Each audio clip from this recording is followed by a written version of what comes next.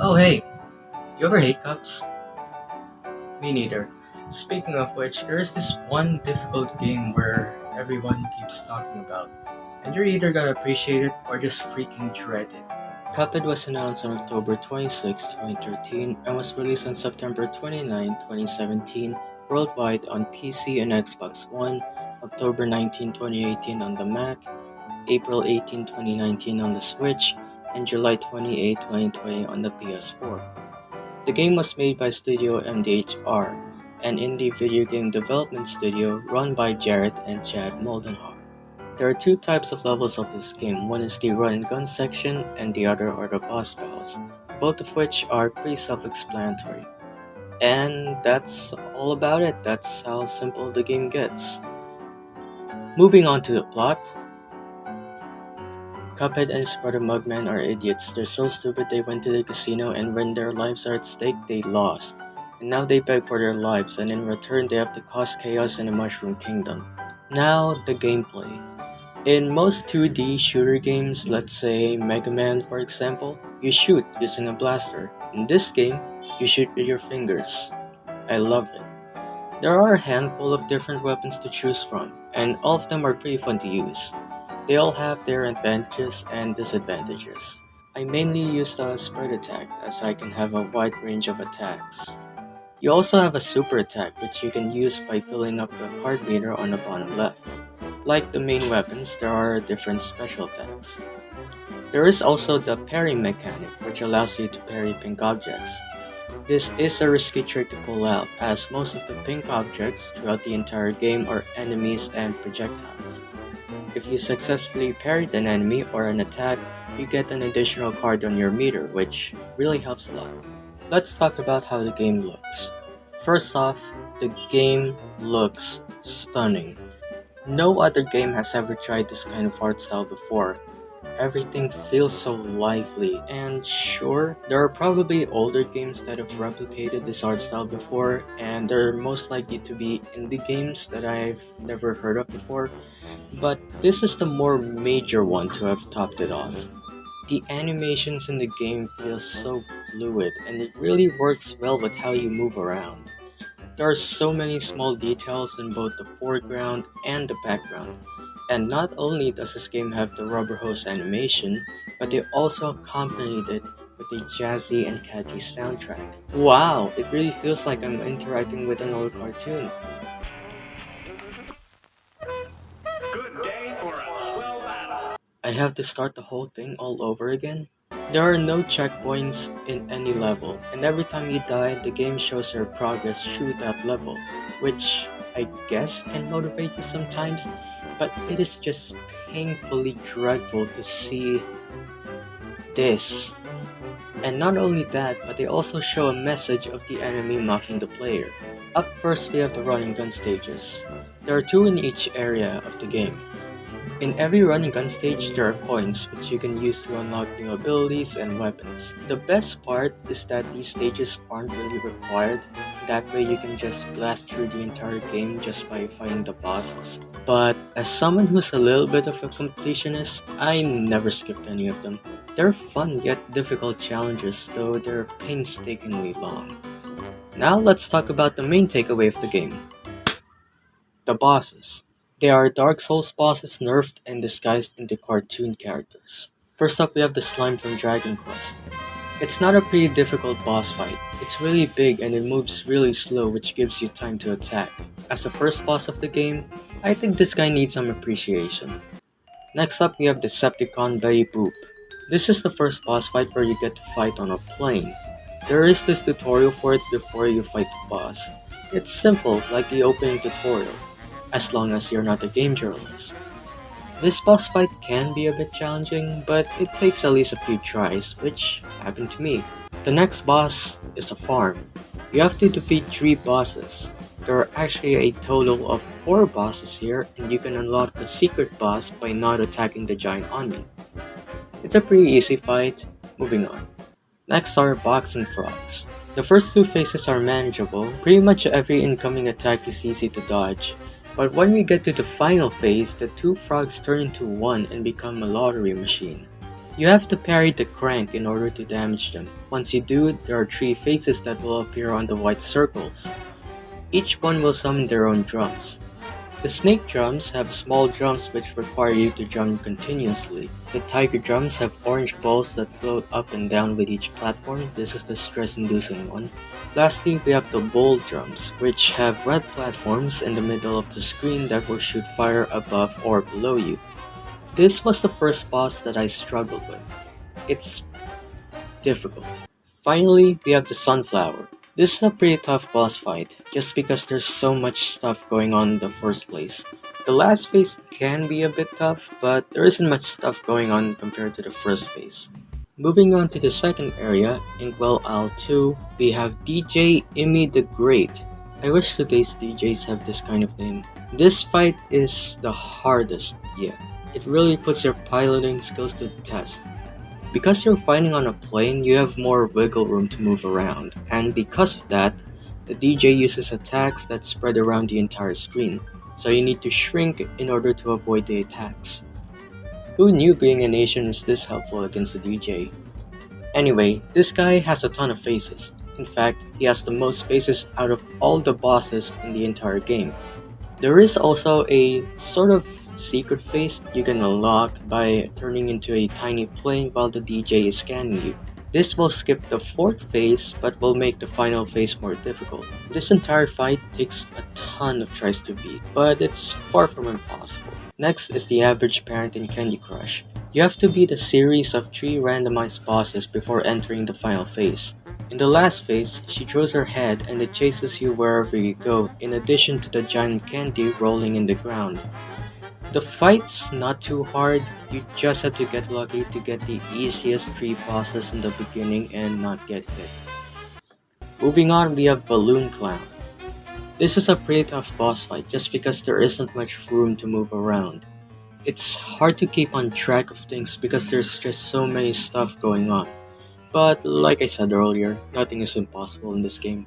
Next, we have Chicken Run. This fight takes a few tries to beat. You just have to constantly move around in order to not get hit, like the part where the bird goes crazy and shoots a ton of feathers. It's not the hardest boss fight. Moving on. For the final boss in the second area, we have King Ghidorah. This is the hardest one yet. You have to jump and move around the floating clouds while also avoiding his tail and the flaming meatballs. In the second phase, there are a bunch of little flaming dudes that jump and try to kill you. You can't tell where they're going to jump, so the only thing you can do is duck. Finally, in the last phase, flaming orbs will be shot at you. Be careful not to hit them as they become harder to dodge. They also have this flamethrower move that will fire in the middle, so try to get to the top so you have more wiggle room to move around. And that's pretty much it. This is by far the hardest boss fight yet. Let's move over to Inkwell Isle 3. We have B-Movie, except it doesn't make me question my existence. Just like the previous boss fight, you have to jump and move around the moving platforms. The first phase is nothing all too crazy, but when we get to the second phase, things start to heat up. The Queen Bee uses a variety of attacks, like a spear that will follow you around, a triangle that also follows you but shoots projectiles out of its corners, and missiles. In the last phase, she turns into a giant plane and is on the bottom of the screen. You'd want to use the lobber or the chaser weapon for this phase. I like this boss fight just because there's realism. Next we have American Captain Hook and the Living Ship. This is sort of a hard boss fight. You just have to keep track of incoming attacks, which can be a bit hard, especially in the last 2 phases. Overall, not the hardest, but still a challenging fight. Up next we have Dr. Robotnik and the Iron Giant. This is the same as the DJ fight, but much more difficult. There are so many things going on and you're most likely to get hit every time. In the first phase, you can only hit the head, chest, and the abdomen. Certain attacks come from each of these parts. By destroying them, the Iron Giant will gain new attacks. The second phase is nothing special. Every now and then the giant robot's head continuously charges back and forth from off screen to damage the player. Then we get to the final phase. Eggman pulls out a speed. Dr. Robotnik pulls out either a blue or red gem from the robot's mouth. Both of these gems do spread attacks, much like the chicken boss from earlier. Not only do you have to dodge the attack, but you also have to avoid the electrified walls that will appear. I could say this is the hardest one yet, but I spent more time trying to beat the dragon, so that fight is still the hardest one. What about some easier boss fights at least? Next is Sally's stage play. I'd say the second phase was the hardest. You have to avoid a ton of attacks while also paying attention to the background. There's this baby who throws bottles at you, so keep that in mind. Also, in the last phase, you have to pay attention to the audience. They'll throw flowers at you that damage you for some reason. I like this kind of attention to detail in both the foreground and the background. That's what makes this game unique. Next, we have German Rat.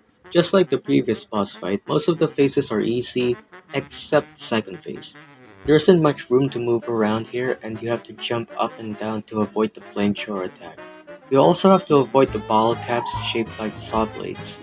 Sometimes the bottle caps extend individually, other times every bottle cap on one side will extend, so you have to keep moving to the other side. Overall, not the easiest, but it's a quick fight. Next is Aerial.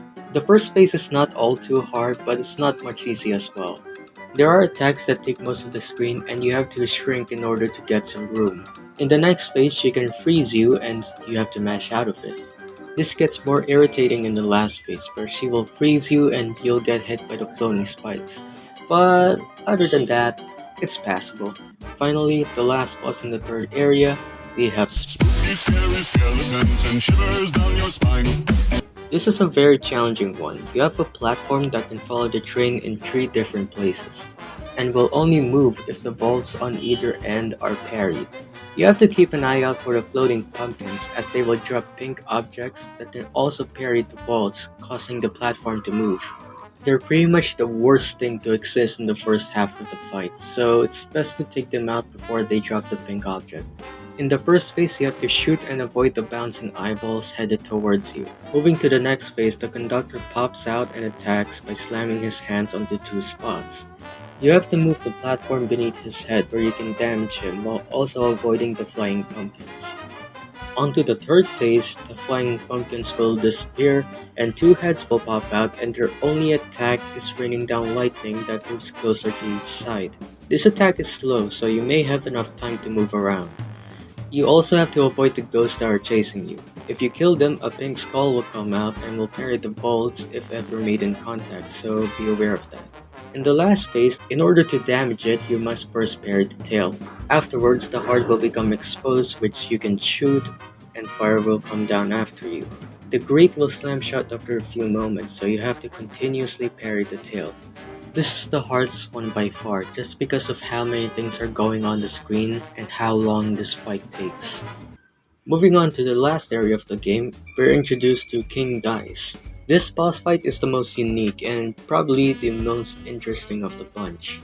In order to fight King Dice, you must play and finish the board by pairing the die.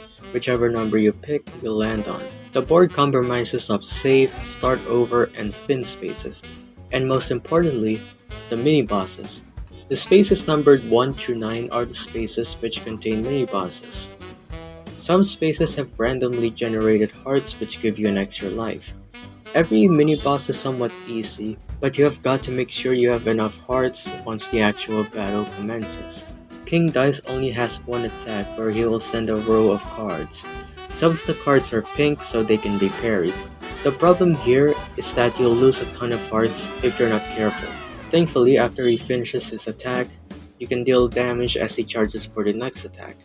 This is the longest boss fight I have fought, and probably the hardest one yet. Finally, we move on to the devil. This is the most tense fight yet, but it isn't the most challenging in my opinion. The devil attacks using either his pitchfork or just by transforming, both of which have 3 different variations. There are also minions that will come from either side, but they are easily killed. After getting enough damage, the devil will pull out his skeleton and escape through a hole leading to the next area. In the second phase, the devil grows into a giant, making it an easy target to hit. There are 5 floating platforms that you can stand on. You have to avoid the axe that moves in a spiral motion and the flaming poker chips that will fall down on either platform. There is also the bat bomb that can be parried. If you fail to parry it, the bomb will make a massive explosion, so keep that in mind. In the next phase, the devil gets angry and the floating platforms will be reduced to 3, making it easier for you to get hit by incoming attacks. He will summon 2 of his minions from both sides to shoot skulls at you, which can be parried. Above you, there is a group of small blue-winged demons that hone in on you. Then we get to the final phase where the devil is now crying. There's now only one platform in the center. You have to dodge the falling poker chips while avoiding the devil's tears, which can be parried. After enough damage, you have defeated the devil and finished the game. Cuphead and Mugman ran back to town and freed all the debtors and were honored for their heroic actions. The end. That's pretty much it about the game. Overall, I love every single boss in the game. All of them are unique in their own ways. I have yet to find a single boss that is similar to another boss.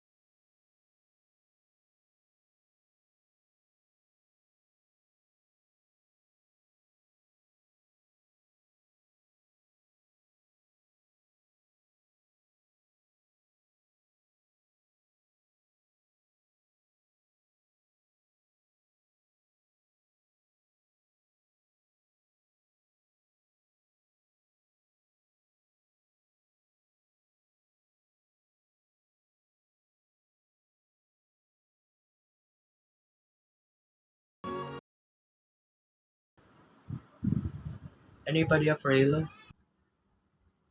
Why is this game so hard? Celeste, whatever you want to call it, is an indie 2D platformer developed and published by Matt Makes Games. They should really change their website's URL.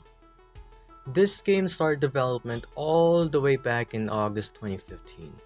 Celeste's gameplay was designed to be minimal and accessible, featuring game mechanics to make the game more complex, while at the same time also adding in stuff like an assist mode to make the game a bit less challenging. The game was initially developed for the Pico 8, a virtual machine and game engine, and it was later known as Celeste Classic and appeared in the final product as a hidden minigame. Celeste was released on January 25, 2018 for the Nintendo Switch, PlayStation 4, Windows, Mac, and Linux, before being released on Xbox One the next day and on Google Stadia in July 2020. Alright, let's try this game out. This game looks charming enough, so it can't be that difficult, can it? Can it? Alright, here we are, so we can jump, climb walls, and dash. This game has 8 chapters divided into many single-screen challenges with checkpoints in case, you know. Some of these levels contain paths leading to optional challenges and hidden collectibles, with the main collectible being the strawberries. These strawberries don't serve any purpose besides being fun little collectibles, but you can get an achievement if you collect all of them. Of course, since this game is made to be challenging, there is a death counter for each level. So our goal is to reach the summit of Celeste Mountain, which is actually a real-life location, though in this game it is a more fictionalized version to fit with the theme and setting of the game. And along the way, we encounter a bunch of characters who help us reach our goal, while others try to kill us. I think.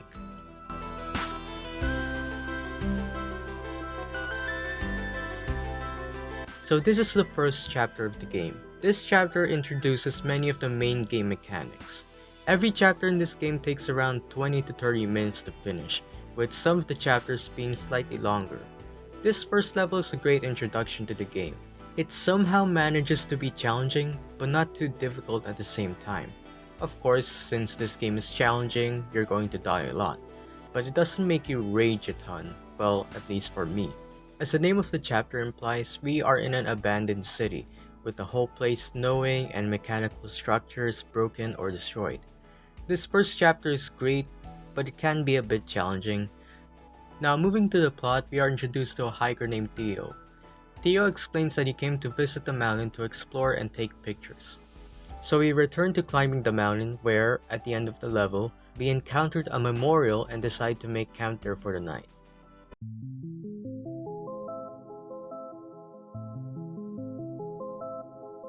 So we wake up and enter an abandoned site with space-like blocks scattered around the place. We encounter a mirror and our reflection appears to be a darker version of our character. That darker version of us escaped through the mirror and the space blocks can now be interacted with. By dashing into these blocks, the blocks transport us from one side to another. However, you'll die when you dash into a space block and it transports you straight to a wall. So we find our reflection sitting by a dead campfire. The reflection reveals to be a part of us. You're welcome. Our reflection tries to convince us to stop climbing the mountain. Of course, we refuse and now we have a chase sequence. And this is where everything gets more intense. And by that, I mean the part where you're going to die a lot. I don't hate this part of the level, in fact I think this part is pretty good in terms of gameplay and narrative. It's such an adrenaline rush and it's really exciting, but maybe for some people this part might be a bit longer than it needs to be, but I don't really have complaints about this part of the level, it's just great. So our reflection stops chasing us and disappears. We pick up a payphone and we are answered by a guy who we have a confusing conversation with. Our reflection appears in front of us, transforms the payphone into a monster and eats us. And would you look at that? It was all a dream. Do I have to say it twice?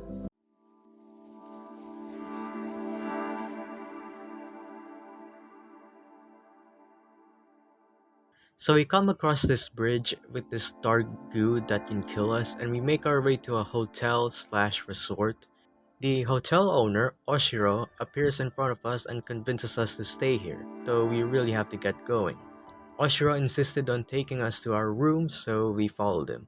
On the way, we encounter a bunch of obstacles with the dark goo again. There are also these gates that can only be opened by activating these orbs. They can be pretty tricky to get to, so keep that in mind. Then we enter a room with a bunch of stuff scattered around. Oshiro says that it is hopeless to clean this place up while being overdramatic. So we decided to clean up the place and Oshiro is very thankful for that. He wants to kill us! We have to dash smash the jello so that everything gets cleaned up and we have to do this 3 times. After smashing a jello, you have to find and talk to Oshiro so that he can open the other 2 paths to each one of the jello. I don't see why we need to talk to him to open up these paths. He could have just let them open for us after we found him in this room in the first place, and while heading to one of the jello, we encountered Dio trying to get out of this place. And I'm honestly curious as to why he's here and what he's doing here. I know both of us are trying to climb the mountain, but why would he feel the need to enter this place besides, shelter? And even then, how the hell did he get here before me? So Theo escapes through the vents and waits for us outside while we try to help Oshiro and his hotel. Our reflection showed up and said some hurtful things to Oshiro. He gets mad, starts chasing us, and we run for our lives. Here we have another chase sequence, and honestly, I think this one's a bit easier than the last one. Oshiro turns to normal, and he asks us to leave. Good luck with the repairs, I guess.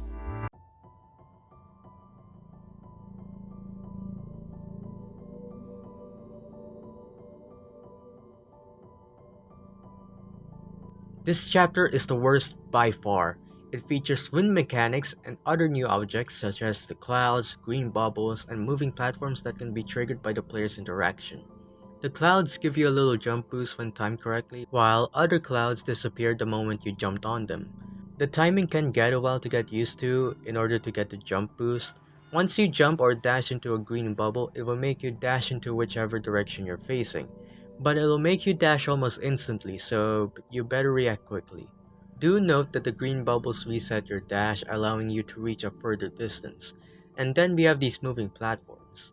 To get these platforms moving, you can either jump on them or cling to their sides. If they touch a wall, it'll take them a second or two to vanish and then reset to the place they once were. Some of the moving platforms allow you to change their direction manually by simply moving the left thumbstick to the spot where you want to go. And now we have this. Remember in Ninja Gaiden 2 about the second level with the wind mechanic? This one might be worse. Since this game consists of tricky platforms which require you to time your jumps consistently, the wind makes everything way harder. Near the end of the level, I keep failing over and over because of the timing, the platforms, and the wind, obviously. I guess this is karma for not having any lungs. Now back to the story. We meet the old woman who we met earlier in the first level. She tells us that we should give up considering the dangers that lie ahead, but we continue regardless. At the end of the level, we arrive at an old looking gondola. Theo arrives and we both use the gondola to go up. Theo takes another selfie with us as our reflection appears on top of the gondola, causing it to stop, and thus we have a panic attack. Theo tries to calm us down by teaching us a coping mechanism he once learned. We calm down and the gondola starts working again, and we arrive at the top of the ravine.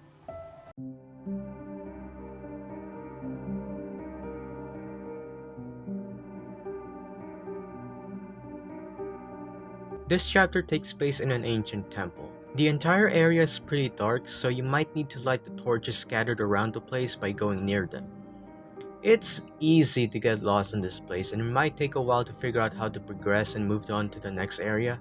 This chapter introduces tons of new stuff. First up are these red bubbles. They're like the same bubbles from the last chapter, but now they act more like the space blocks from the second chapter, and you can cancel the dash manually by dashing yourself. We have these blocks that move whenever you dash. These things react fast, so you gotta time your jumps properly. There are also these huge buttons that open gates whenever you dash into them. Back into the story. Theo enters the temple before us, and now we gotta find him. We encounter him inside the mirror, so we have to find a way to get him out. On the way to find Theo, we find a giant mirror that sucks us into a portal and into someplace else. Then we take control of this squid-like monster. We find ourselves and kill ourselves. Feel free to use that quote. We escape that place and the whole temple seems to be freaking out. Our reflection appears and she tells us that this whole thing is caused by us. We make our way through and this is where the annoying part of the level comes in. Do you remember the squid-like monster we controlled earlier? Yeah, now there are tons of them and they're trying to kill us. Just like us, they have the ability to dash. They can destroy these orange blocks if they dash into them. We also have these barriers that prevent these monsters from getting into us, but man, they're brutal. They follow you everywhere and they act like homing missiles, and sometimes they can be pretty difficult to dodge. So we make our way through and enter another huge area with multiple pathways leading to smaller areas. Just like earlier, it's really easy to get lost in this area without the torches lit, and it gets more irritating with the fact that there is one of the monsters in there. So just try to stay away from that thing so that it can't chase you everywhere. In this area, there are 2 gates that you need to open to enter the next area. And since there are 2 gates, you need to find 2 keys that can be found in one of the sub-areas. So we find Theo who is trapped inside a crystal, which means we have to carry him throughout the end of the level.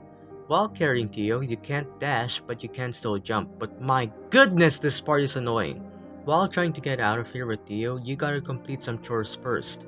Whether be it activating shields or opening gates, it's annoying. And when you're near a gate that takes you to the next area, there's little to no movement for you to jump when the monster is trying to dash at you. And don't get me started in this part. 2 of them? So we reach the end where a giant eyeball is blocking the way, we throw Theo at it, it dies, and we escaped.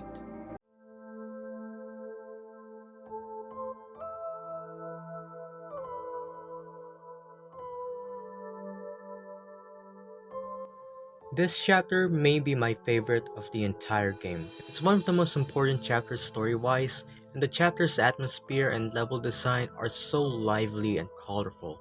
But then again, it still has the difficult platforming.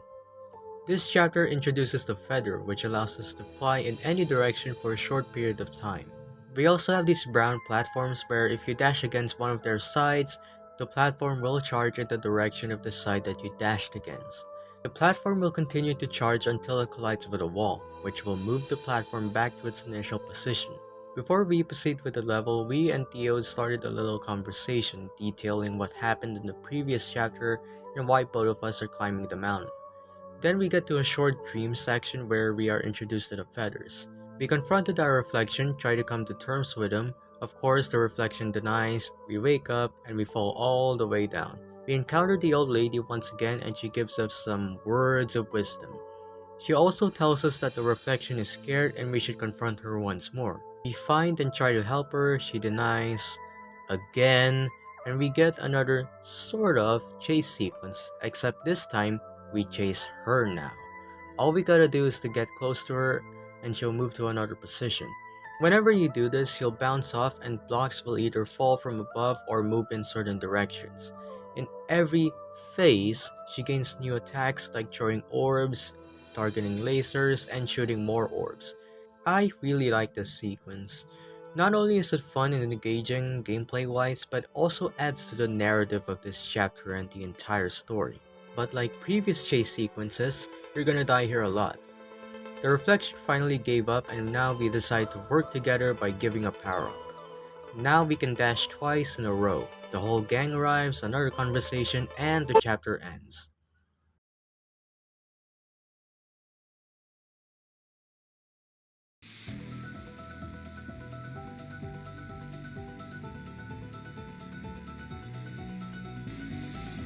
So now we have reached the final chapter of the game as we climb from here all the way to the summit.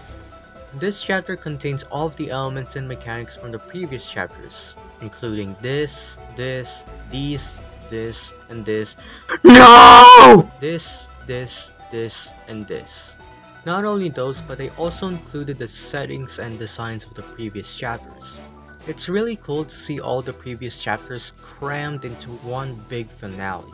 Now, of course, since this chapter contains everything from the beginning, this chapter retains the difficulty of the mechanics of the previous levels. Now you might think that this chapter just inserts a previous section of a certain chapter and calls it quits. Well, no. Since we got Mario Kart Double Dash from the last chapter, they designed the levels to challenge this new gimmick we got while also trying to stay true to the level design and mechanics of the certain chapters. At the end of each level, our reflection shows up as a purple orb. Once we get close to it, we are lifted upwards and we are taken to the next level. But what does this chapter call for its own besides including previous levels? Well, this chapter has its own level where we are nearing our goal to reach the summit. This entire level doesn't contain a ton of gimmicks from the previous chapters, except the feather from the previous chapter. It mostly involves tricky platforming, tight jumps and dashes, and precise timing. You're gonna die a lot here, which is why there are tons of checkpoints scattered around the place. There are 28 checkpoints here, so you know that this level will take a lot of time and attempts to beat. This felt like the final challenge of the game, except that it isn't. Either way, this entire level is challenging, and I mean it. It is challenging even without all the gimmicks from the previous chapters. This felt like the challenge because the entire progression in this level depends on you, your timing, and your skills. There are a lot of areas that require said things, and most of them require you to be quick on your feet, meaning you need to react as fast as possible. Moving back to the story, before transitioning to the next level each time, we get a little conversation with our reflection, recalling the events that happened in the previous chapters. These conversations didn't feel useless as the whole point in climbing this mountain is to confront our inner conflicts, which is what we did in the last chapter and what we're doing right now in this chapter. Nevertheless, we have finally reached the summit. We have a little heart-to-heart conversation with ourselves, deciding about what we should do next or to return home. We insisted on taking a few more moments admiring the view, and then the chapter ends. But is it really over? No. We return to the old lady's cabin where we'll be celebrating. The whole gang arrives and we'll be baking a strawberry pie for everybody. Now, if you collect all of the strawberries before completing chapter 7, you get a different ending depending on how many strawberries you collected. And so far, in my first playthrough, I got this many. Not my best, but at least I got more than 25.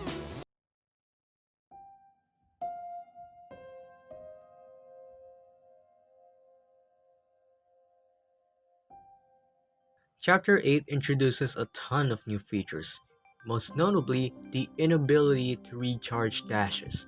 Now, on the outside, that doesn't sound too much of a problem, but the levels here are insane. Without having to recharge dashes, you really need to work on your timing in each area. Now, before progressing the entire chapter, there is this gate that blocks you from going any further. In order to get through the gate, you need to backtrack to the previous chapters and collect a total of 4 crystal hearts. Once you collect enough hearts and pass through the gate, you are now in hell. There are fireballs scattered around the place, and when the place turns cold, they turn into ice balls that have spikes on the bottom and can be jumped on the top. We have these blocks which will launch a player in the direction that they were touching it from upon being grabbed or landed on. When the environment is cold, these blocks change and they turn into a different kind of block that slowly sink when grabbed or landed on and shatter afterwards. We also have these hot bumpers that can kill you upon contact, and when it is cold, these things turn into those bumpers that are found in chapter 6. There are also conveyor walls that launch you upwards when you grab into them, and when it is cold, these turn into ice balls that you cannot grab onto. There are these barriers which are either ice or lava that can kill you if you get close to them. They'll appear or disappear depending on whether the switches are toggled to hot or cold. Now, speaking of switches, these things toggle everything between hot and cold. When flipped to hot, the bumpers turn into hot bumpers, shattering blocks into launching blocks, ice walls into conveyor walls, ice balls into fireballs, and the lava gates disappear. When flipped to cold, it does the same thing in reverse. Now that's a lot of gimmicks to take note of. But surely it can't be that difficult. After all, this isn't the final chapter of the game, so they might be saving the difficulty in the final chapter. Right? I cannot stress how much time I spent trying to get past this section. It took me so long, but I still got it. I won, but at what cost? And the latter half of the chapter, really challenging. It took so many attempts, but I managed to beat it. Oh, I almost forgot the story, sorry. So we return to the mountain about a year later to explore the mountain's secrets. We are told that the core of the mountain has extreme power and will affect our abilities. After roughly 844 deaths, we enter a dark room. The room is empty, yet it feels nostalgic somehow.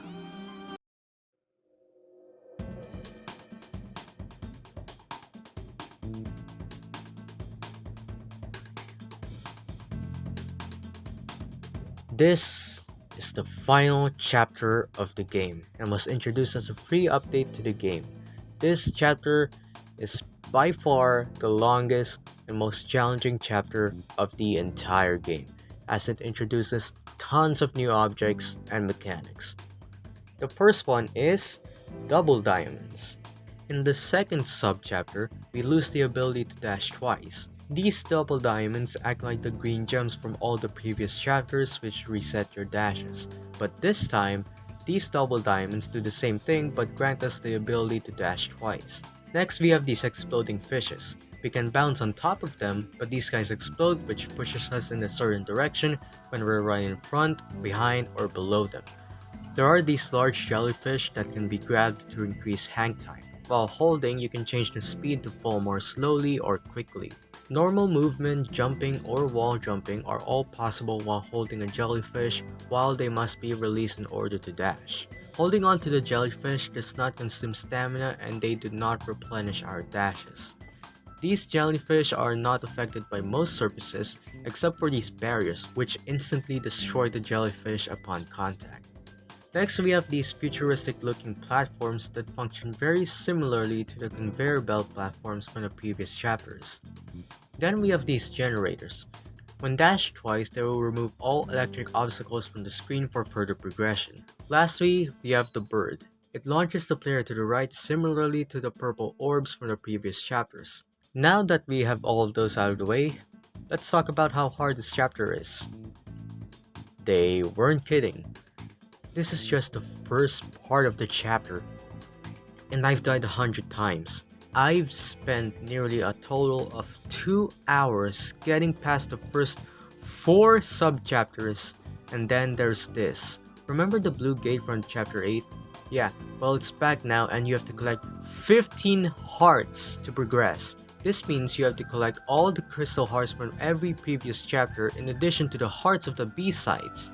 Now, what are the B-sides? They are shorter but more challenging versions of a specific chapter.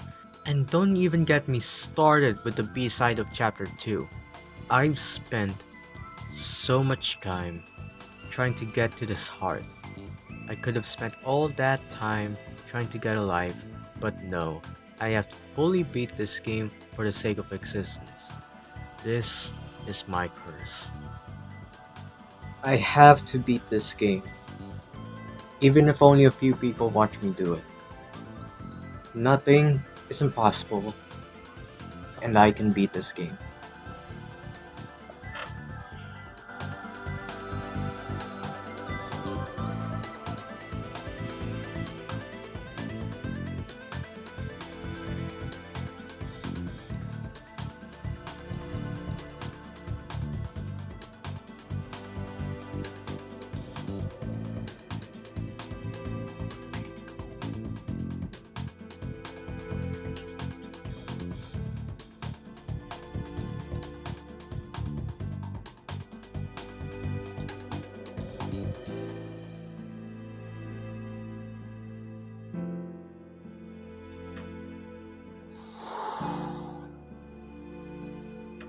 I got all the hearts I needed.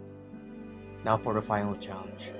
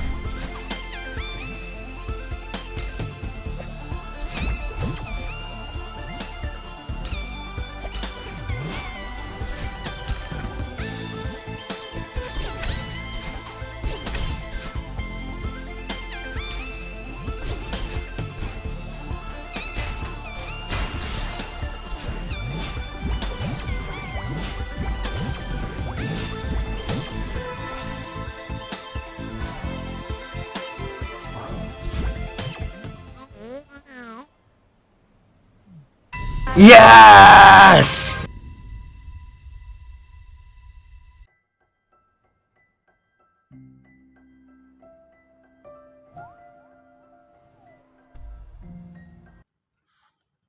There's a cutscene? So we're somewhere in the future and we visit the gravestone of the old woman whom we had developed a strong relationship with.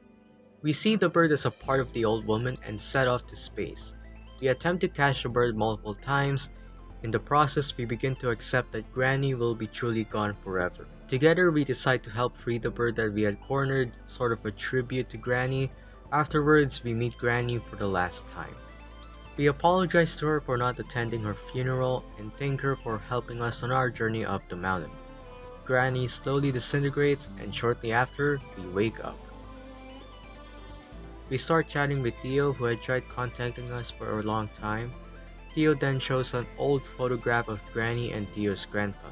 Finally, we are happy that our experience climbing the mountain with Theo was just like that of Theo's grandpa and Granny. So we have finally finished the main story of Celeste. What are my thoughts? It was a roller coaster of emotions, I can tell you that.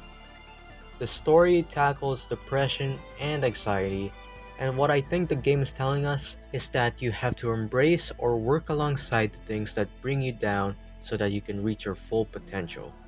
Celeste is full of emotions that we all feel, and some are completely dominated by. Our main objective was to climb the mountain, but as we dive deeper, progress more, it wasn't only the mountain that we have to overcome, but ourselves. And that right there really grabs my attention in this whole story. It's ironic that a game about dealing with stress gave me stress.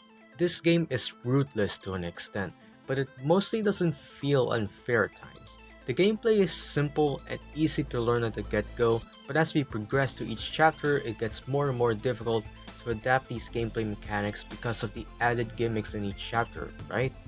Each chapter introduces something new that you have to learn, but not in a way that you have to totally master it, if you know what I'm saying. And one thing that I like is that whenever you fail, you pick up where you left off immediately. And it's not like in Cuphead where they show your progress through a level and the enemies mock you to piss you off. Celeste doesn't have any of that, and I think that's good because in a way, it somehow correlates with the main theme and message of the story. Despite being the hardest game I've ever beaten yet, this game is a masterpiece. There's a lot to love about Celeste. The story, the smart mechanics of the game, the beautiful soundtrack, the challenging but fair gameplay and level design.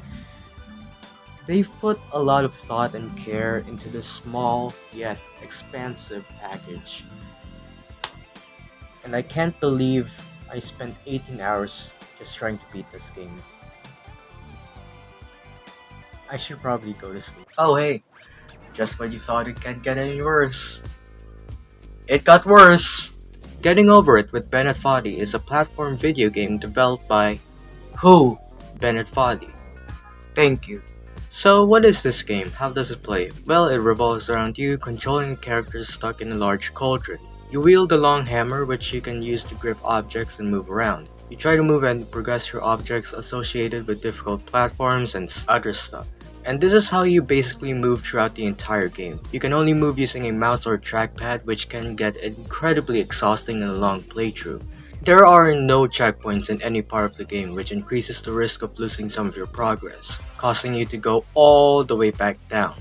So, what else? There's text, and someone talks in this game. Thank you.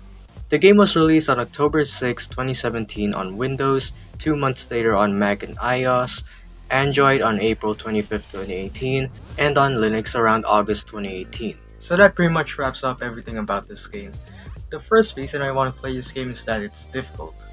The second reason is that it's part of my character arc. So let's play this game, and I promise I won't underestimate everything that this game has to offer. So we control our character by moving the hammer around. This portion of the game is more of a tutorial per se. It's pretty simple. We're off to a great start. Then we made it into this section, and this is where the game truly begins. This is the first real part of the game, and this is pretty much what the whole game is going to be.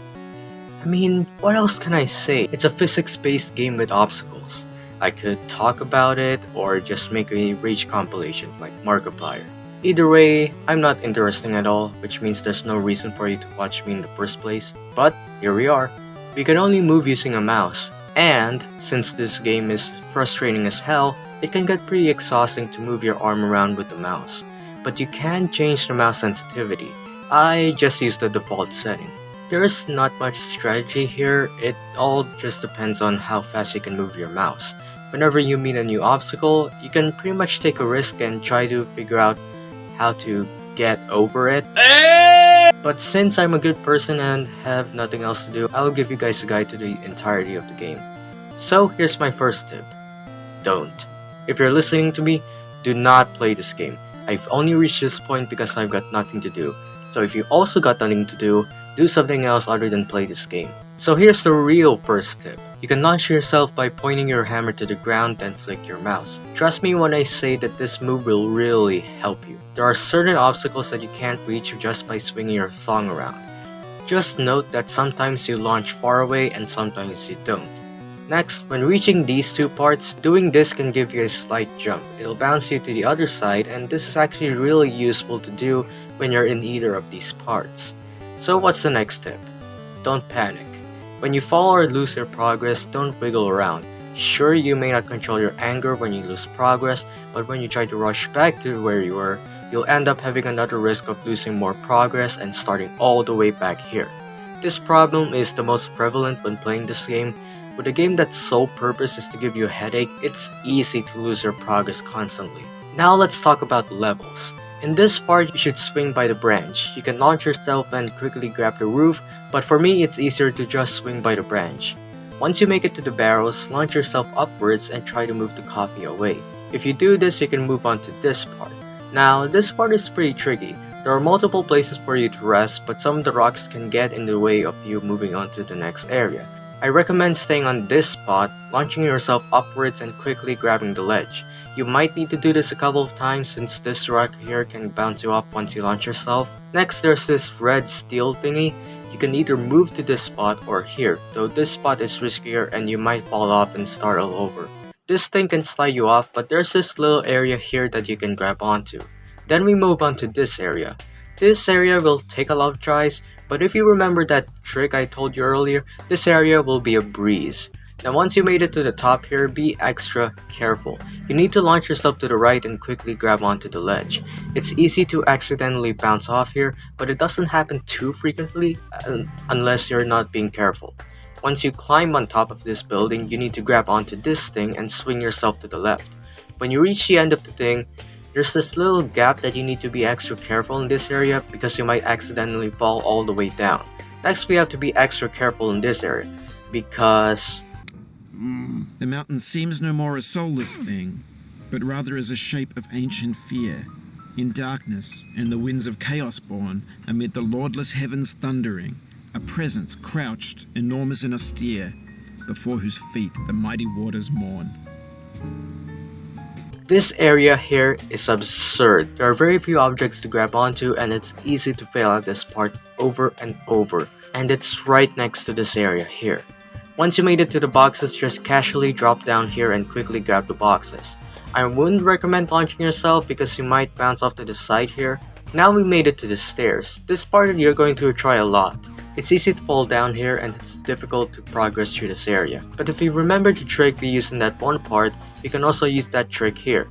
There are many ledges here that you can grab onto, but there's very little area for you to do so. So slightly launch yourself upwards and swing your hammer to the right. You need to do this repeatedly. Once you made it, try to move yourself onto the tip of the chair. You want to be as close as you can to launch yourself towards the camera. You won't have any height once you launch, so quickly grab onto. Now try to move slightly to the right and launch yourself towards the couch. Again, you won't have enough height to reach it, so quickly grab onto it. Now this part isn't the trickiest, but I advise you to not want to rush this part. You've made a ton of progress at this point, so carefully and slowly make your way through this part.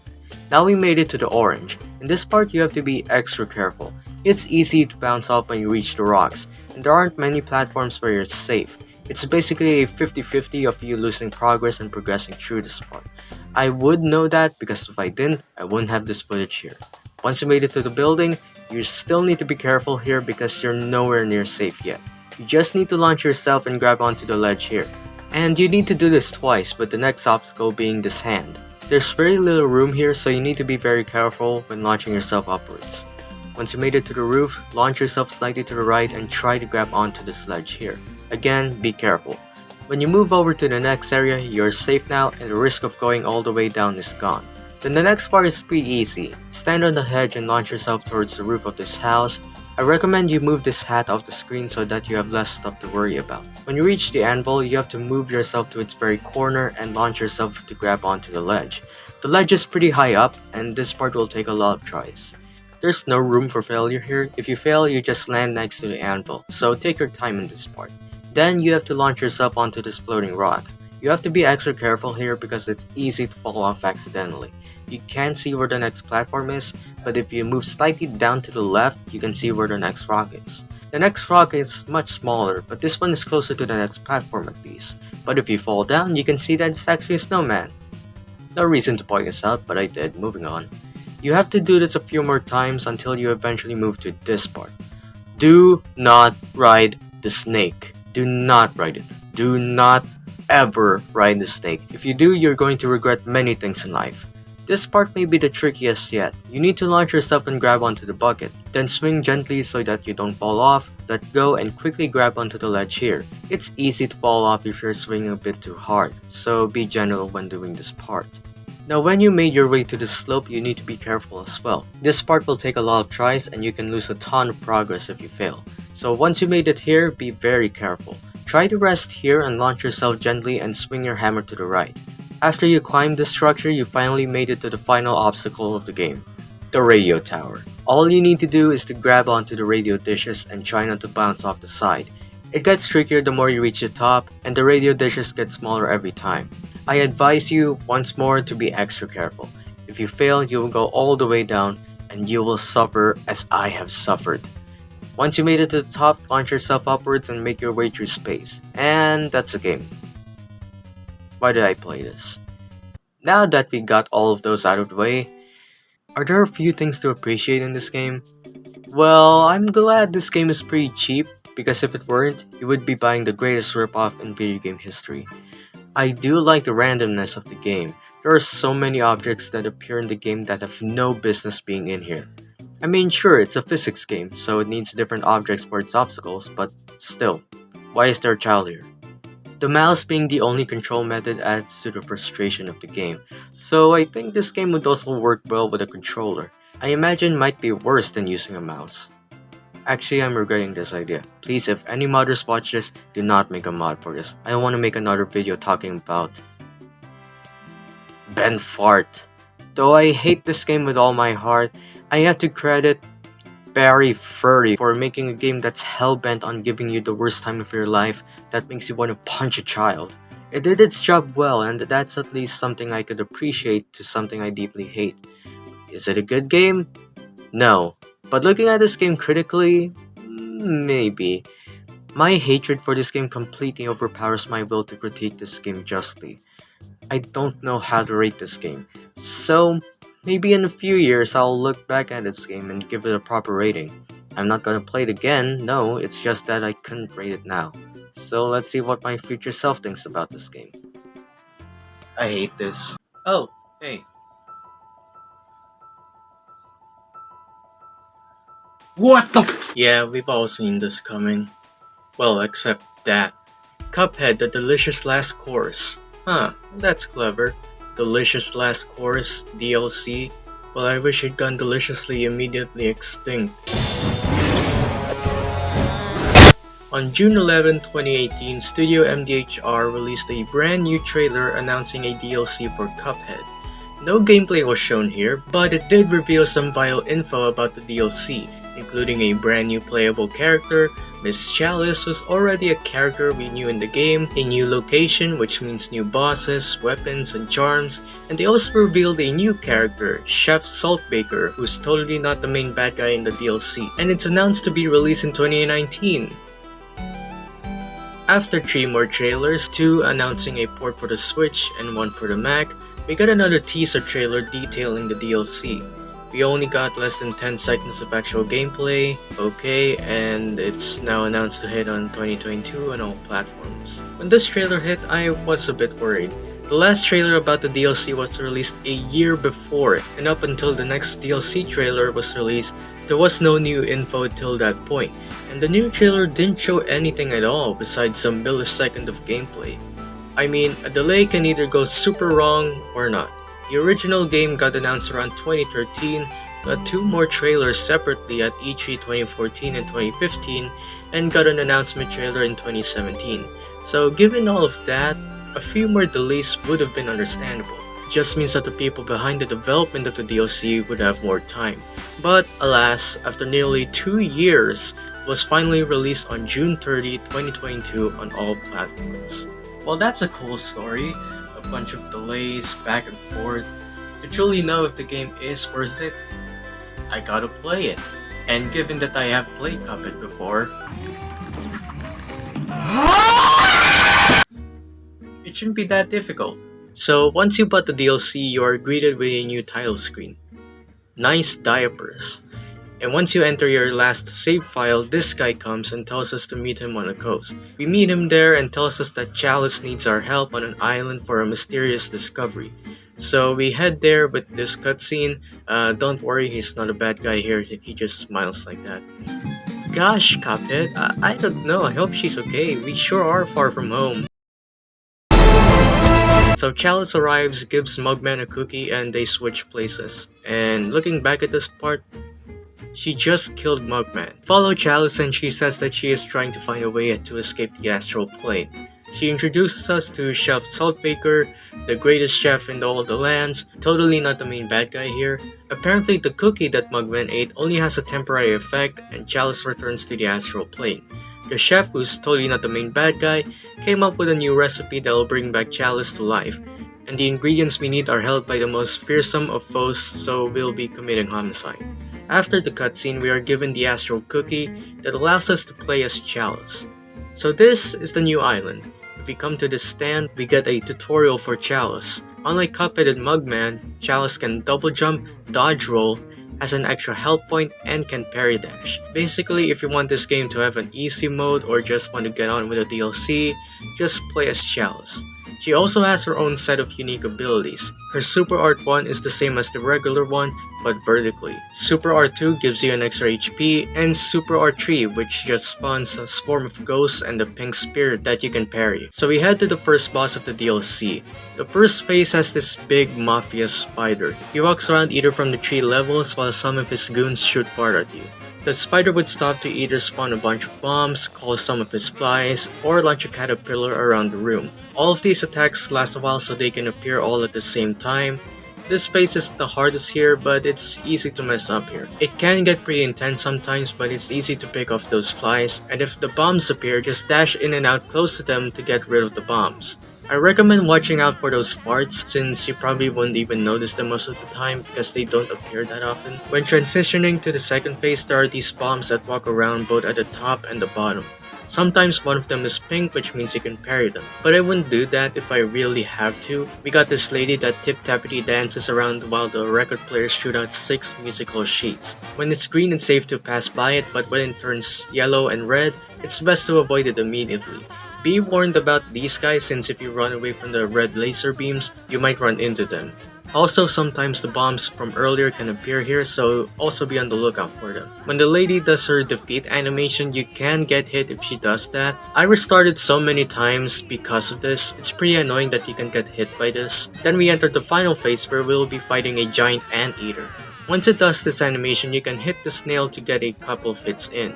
This phase is pretty tricky. You can tell from which side the anteater is about to attack, but you can't tell exactly where it'll be attacking. It can attack from the top, the middle, or the bottom. Most of the time it'll fake out its attack where it uses its tongue to grab a bunch of flies, which then becomes a new projectile that bounces around, making it harder to dodge any incoming attack. The only way to deal damage is if you hit its mouth. It's easy to get hit here because you might accidentally get hit immediately by its mouth, which is the only place where you can deal damage. They could have just made the entire anteater explosible so that you can hit the anteater and just make the anteater's health bigger so that the fight will last longer. So after that, we beat the boss. Oh, never mind, there's another okay, after we beat the first boss, we gain access to this area where we fight the next boss. A literal cowboy. This is the first DLC boss where you fight in a plane. In the first phase, there are multiple things to be on the lookout. We got the boss's main attack where he shoots a snake oil that comes back in the same direction they were shot. Sometimes the cowboy pulls out a cactus either from the top or the bottom. There are these birds that throw dynamite, and when it explodes, it lets out multiple dynamites as well. There are also these flying horses that appear either above or below where they shoot out a cactus ball before they leave the screen. This phase isn't too hard, you just have to be on the lookout for the projectiles since there are so many of them. In the second phase, he lets out the vacuum that sucks stuff coming off screen. Afterwards, he shoots out bolts that when they hit the ground, they shoot out gold and money. Like the last phase, you just have to be on the lookout for the projectiles. It's easy to dodge them if you know what you're doing, and I would recommend parrying the pink gold since it's pretty easy to parry them. Then, in the next phase, he gets sucked by his own vacuum and becomes a living sausage. This phase might be the hardest one in this fight in my opinion. The meat he shoots out can be hard to dodge, especially with these flying cans of beans that take up a lot of space. The best thing to do here is to not panic. Finally, in the last phase, he becomes a can of sausages, and he lets out a row of sausages that float up and down in a sideways V shape where there are these gaps in between where you can dodge the attack. While this is happening, a bunch of jalapenos are spread throughout the area. This phase is tricky, You just gotta focus on the gaps between the sausages to avoid them, as well as the flying jalapenos. Overall, a pretty solid boss fight, just not the hardest one. Beating this boss unlocks a new area where we fight a bunch of furries, the worst monsters out there. Before we do that, there's this old ghost who's on a mystery. Apparently, he said that there must be an order or method to access the astral plane in this graveyard here. And we'll come back to that soon, because right now we gotta deal with... So here's the first phase. We got this bulldog that either grabs a cat and it shoots out 3 yarn balls, or he shoots out 3 bones that are coming out of his tattoo. Don't even mention how he does that. There are prompts to determine which attack he'll be doing. It's easy to dodge the bones, but when it comes to the yarn balls, if you're playing as Chalice, double jump and dash towards the direction they were shot from. It's easy to dodge these if you're playing as Chalice. You also got these little guys that throw tennis balls. There are also fire hydrants that chase you around. But the fact that you have to move left and right to get the plane to tilt around, it can get pretty hard to dodge if all of these attacks happen all at once. Also take note that you can fall out of the plane and get hit, so you don't have a lot of room to move around and not get hit. In the next phase, 4 dogs in jetpacks fly around you in circles shooting letters at you. It's easy to dodge the projectiles, and overall this entire phase is the easiest here, but you just gotta time your jumps properly when you're trying to avoid the projectiles. Once you made it to the final phase, you just gotta avoid the lasers, pretty standard stuff. Then this happens. It's a good thing I'm using a laptop. So this part you're going to be really careful about. Since the screen is tilted, your controls change as well. There are only 2 attacks here. The lasers from earlier only appears when the screen is normal, and the dog balls. Red means that they fly at the ground level, so you have to jump, and yellow flies above you. The only way you lose here is if you messed up. This entire phase is pretty confusing, but after a few attempts, it can get pretty easy to understand the entire phase, but it's still easy to mess up. Beating this boss unlocks a new area where we fight the Ice King. The first phase is pretty easy. The boss floats around at the top, which makes it pretty easy to deal some hits. He would spawn in a bunch of icicle clones, shoot out a bunch of cards, and smack you with a whale. The next phase is a bit difficult. He becomes a giant snowman, and after he transforms, he'll roll up to you, and there are 2 variations of this attack. Either he rolls normally or jumps at you. And then he would become a giant refrigerator that shoots out ice cubes that when they hit the ground, they spawn in more ice cubes. The refrigerator also lets out flying popsicles, and they can get pretty hard to dodge, especially when the snowman is readying another attack. I swear the popsicles just appear while you're trying to dodge away from the snowman, and it's annoying. The snowman also has this one attack where he smacks the ground, a bunch of swords appear one by one. Finally, when you reach the final phase, the snowman becomes a giant floating snowflake, and there are these platforms that float around in circles. The giant snowflake would move from the opposite side whenever it feels like it. This guy's got multiple attacks. First is this eyeball that shoots lasers vertically, second are these ice beams, and lastly there are these buckets that split into 3 moon projectiles. This fight isn't the hardest, but it's easy to mess up here. Overall, not the hardest boss fight yet. Beating this boss unlocks another way to the gnome giant. There's a ton of stuff here in the first phase. There are 5 platforms here that go up and down. You can go down to where the gnomes are, but most of the time if you do, you might get hit by them. Normally the gnomes throw fireballs at you, which are pretty easy to dodge. The gnome giant would open its mouth and the cauldron inside would launch a bunch of clouds at you. It would also grab a bear towards him, which is pretty easy to avoid. It gives you less room to avoid projectiles. Then in the second phase, he grabs 2 dolls that shoot out projectiles aimed at you. This phase is pretty easy overall, but then we get to the final phase. The giant ate us and now we're inside his stomach. We just gotta shoot upwards while also avoiding any attacks and the disappearing platforms. If you parry one of the skull's tongues, the platforms restart and they all appear once again. And you have to do this constantly while also avoid incoming attacks. This phase isn't the hardest, but it's easy to mess up here. There's not enough room to double jump. Most of the time, you might accidentally get hit by the boss or fall into the acid pool. Overall, it's not that difficult. So, we murdered all of them and got our ingredients. Now it's time to give these to the chef, who's totally not the main bad guy in this game. Okay, this is new. Must have let this open. Oh, who would have seen this coming? So he basically sent us to murder an entire mafia, Clint Eastwood, a bunch of furries, purple PJs, and a giant gnome just to help him in his evil plan, and now he trapped Cuphead inside a jar. It's a chef, he can't be that hard to beat.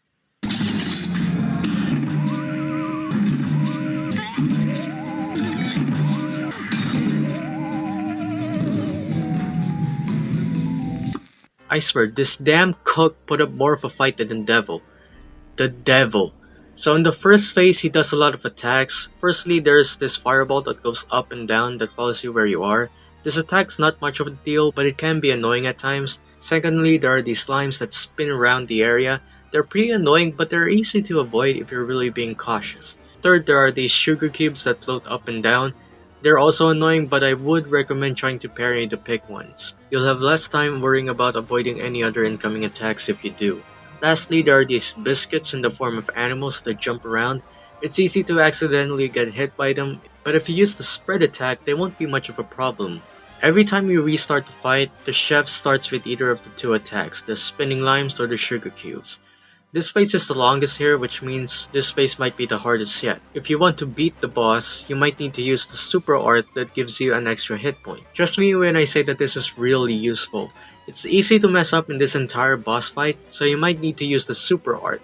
If you're going to do that, you just need to save your super meter in the latter half of the first phase. It might take a while, so be very patient.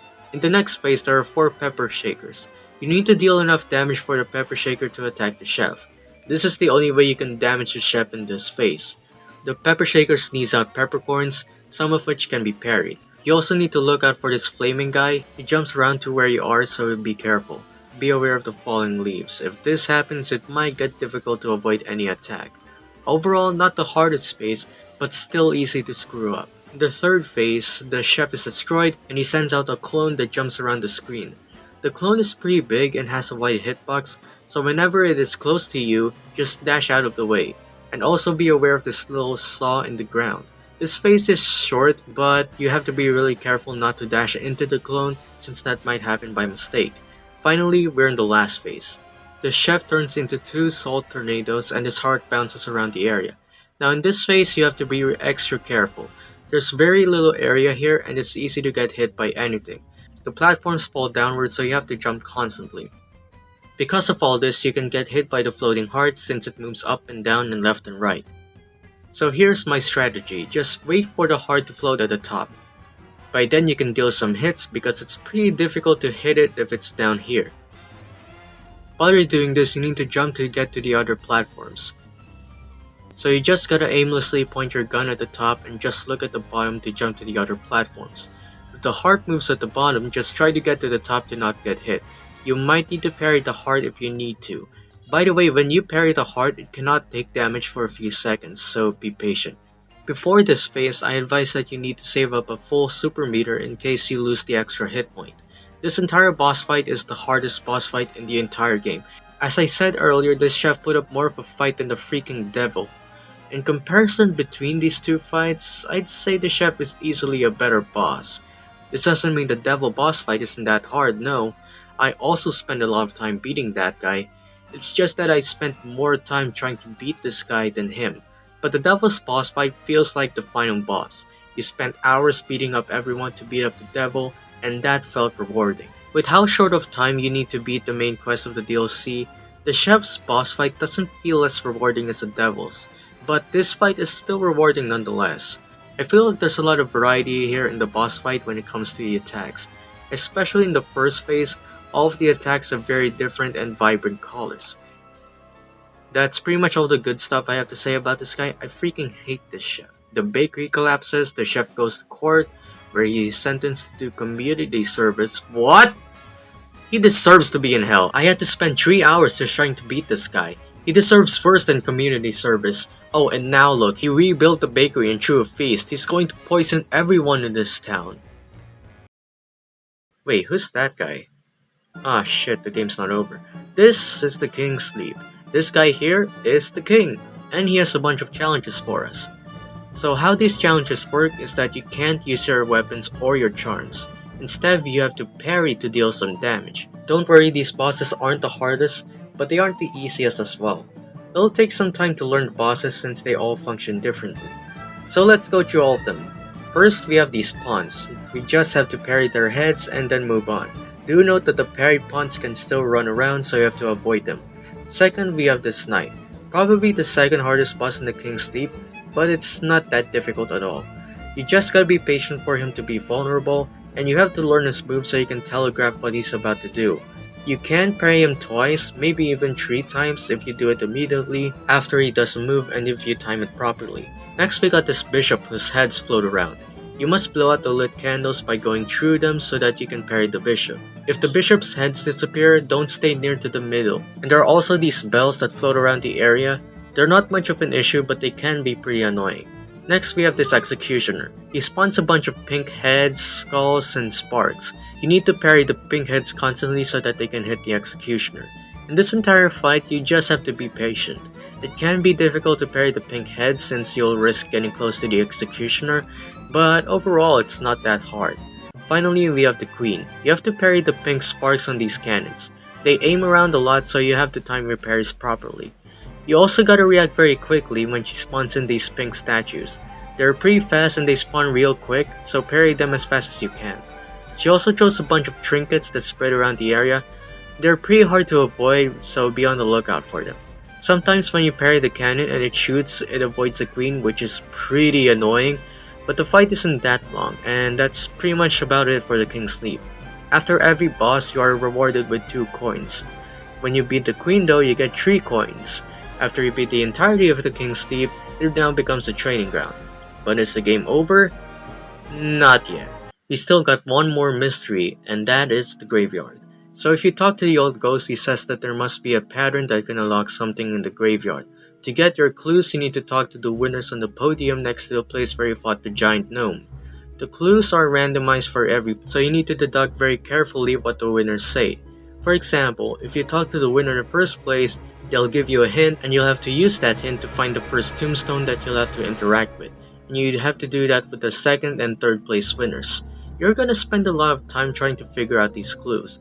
There's not much I can help with here since it's randomized for everyone, so just take your time trying to find out the pattern. Once you find out the pattern, the middle tombstone lights up and all you need to do is to take a nap. I wonder what's gonna happen. You? Why are you here? So we're fighting both the angel and the demon. This boss fight is short, but it's still quite difficult. The demon will always face the player while the angel will always be behind you. That just gave a whole new meaning. The angel's attacks don't do anything, but when the two switch sides, the angel's attacks turn into the demon's attacks, which deal damage. There's also this cloud that shoots lightning at the bottom. The cloud isn't much of a problem, it can actually help you get out of sticky situations if you plan it carefully. The demon shoots fireballs and a wall of fire. The only way you can dodge the wall of fire is if you look at the opposite side so that the walls turn into water. Another way you can dodge the wall is if you equip the charm that allows you to dodge through the attacks. But if you equip this charm, you can play as Chalice.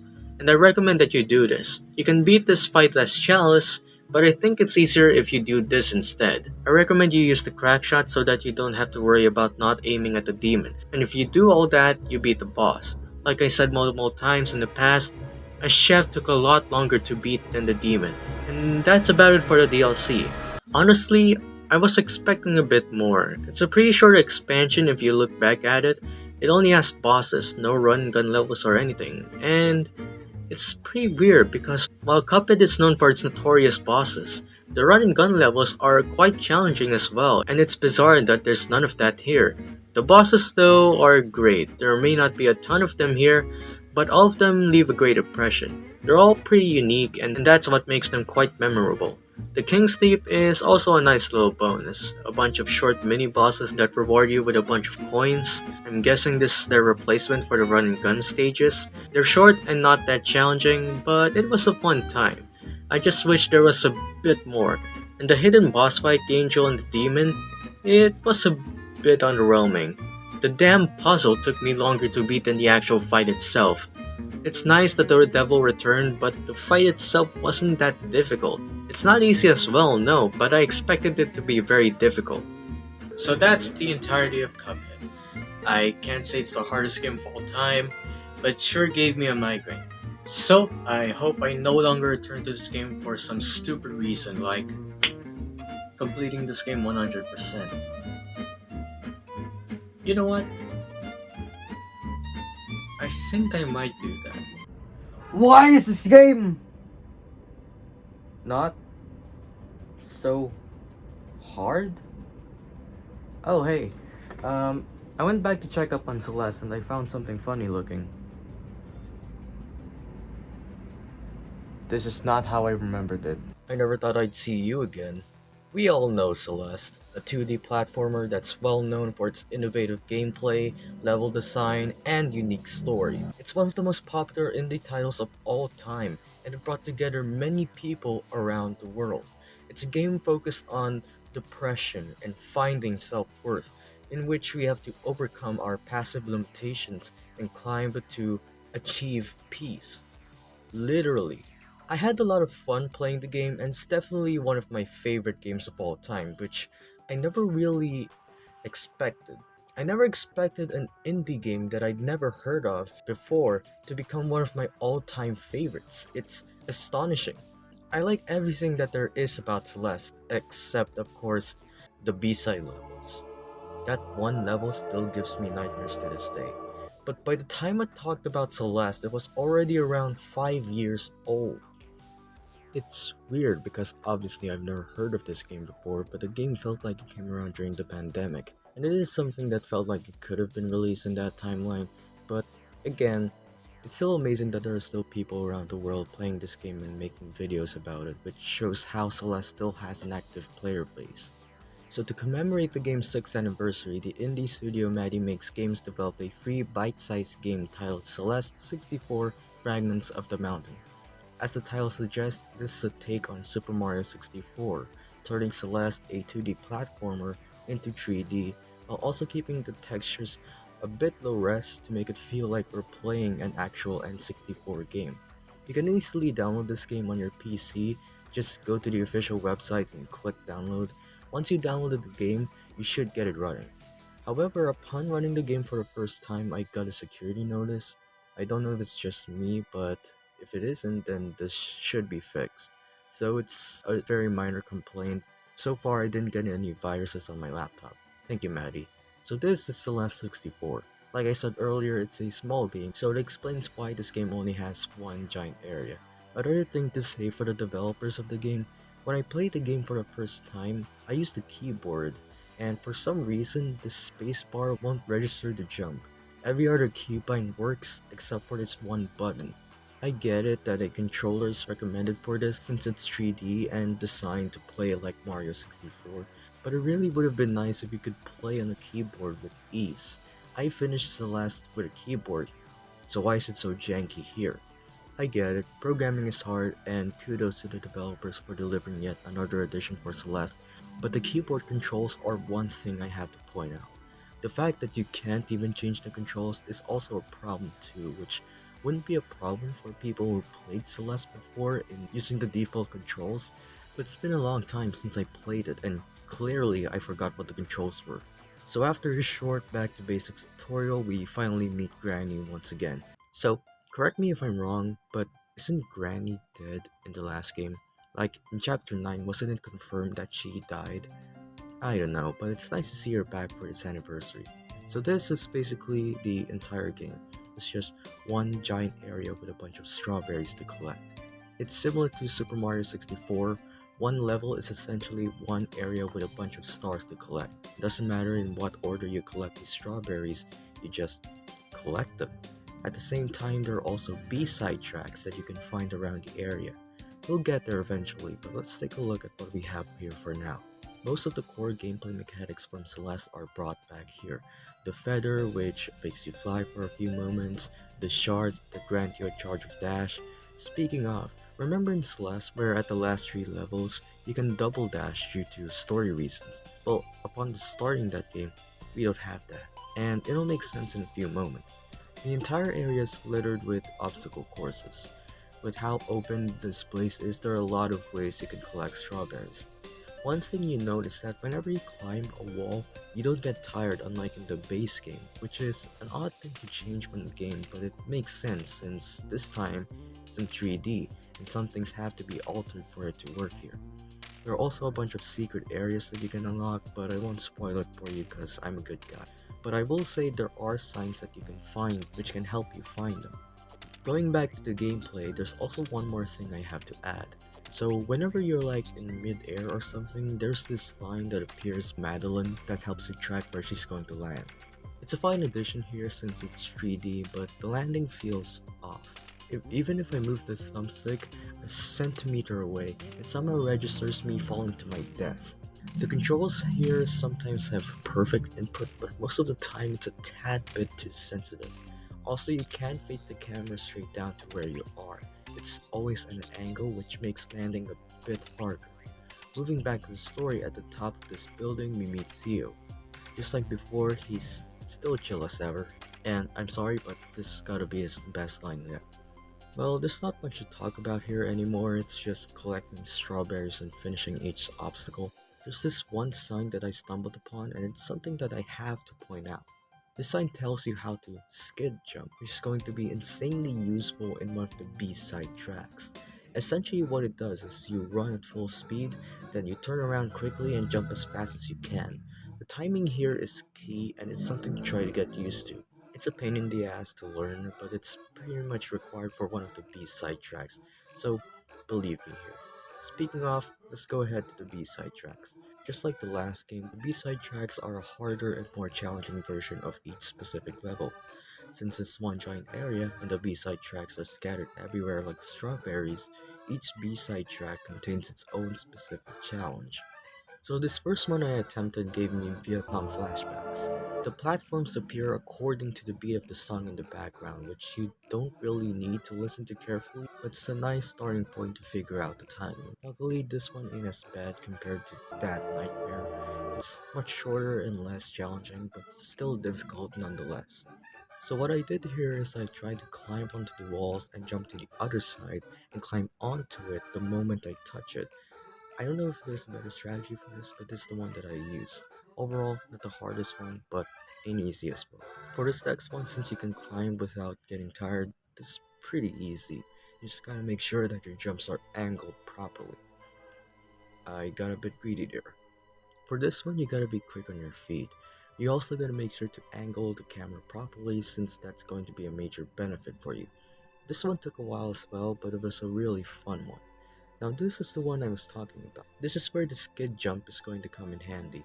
A regular jump won't reach that shard, so if you skid jump correctly, you should get to the other platform and onwards.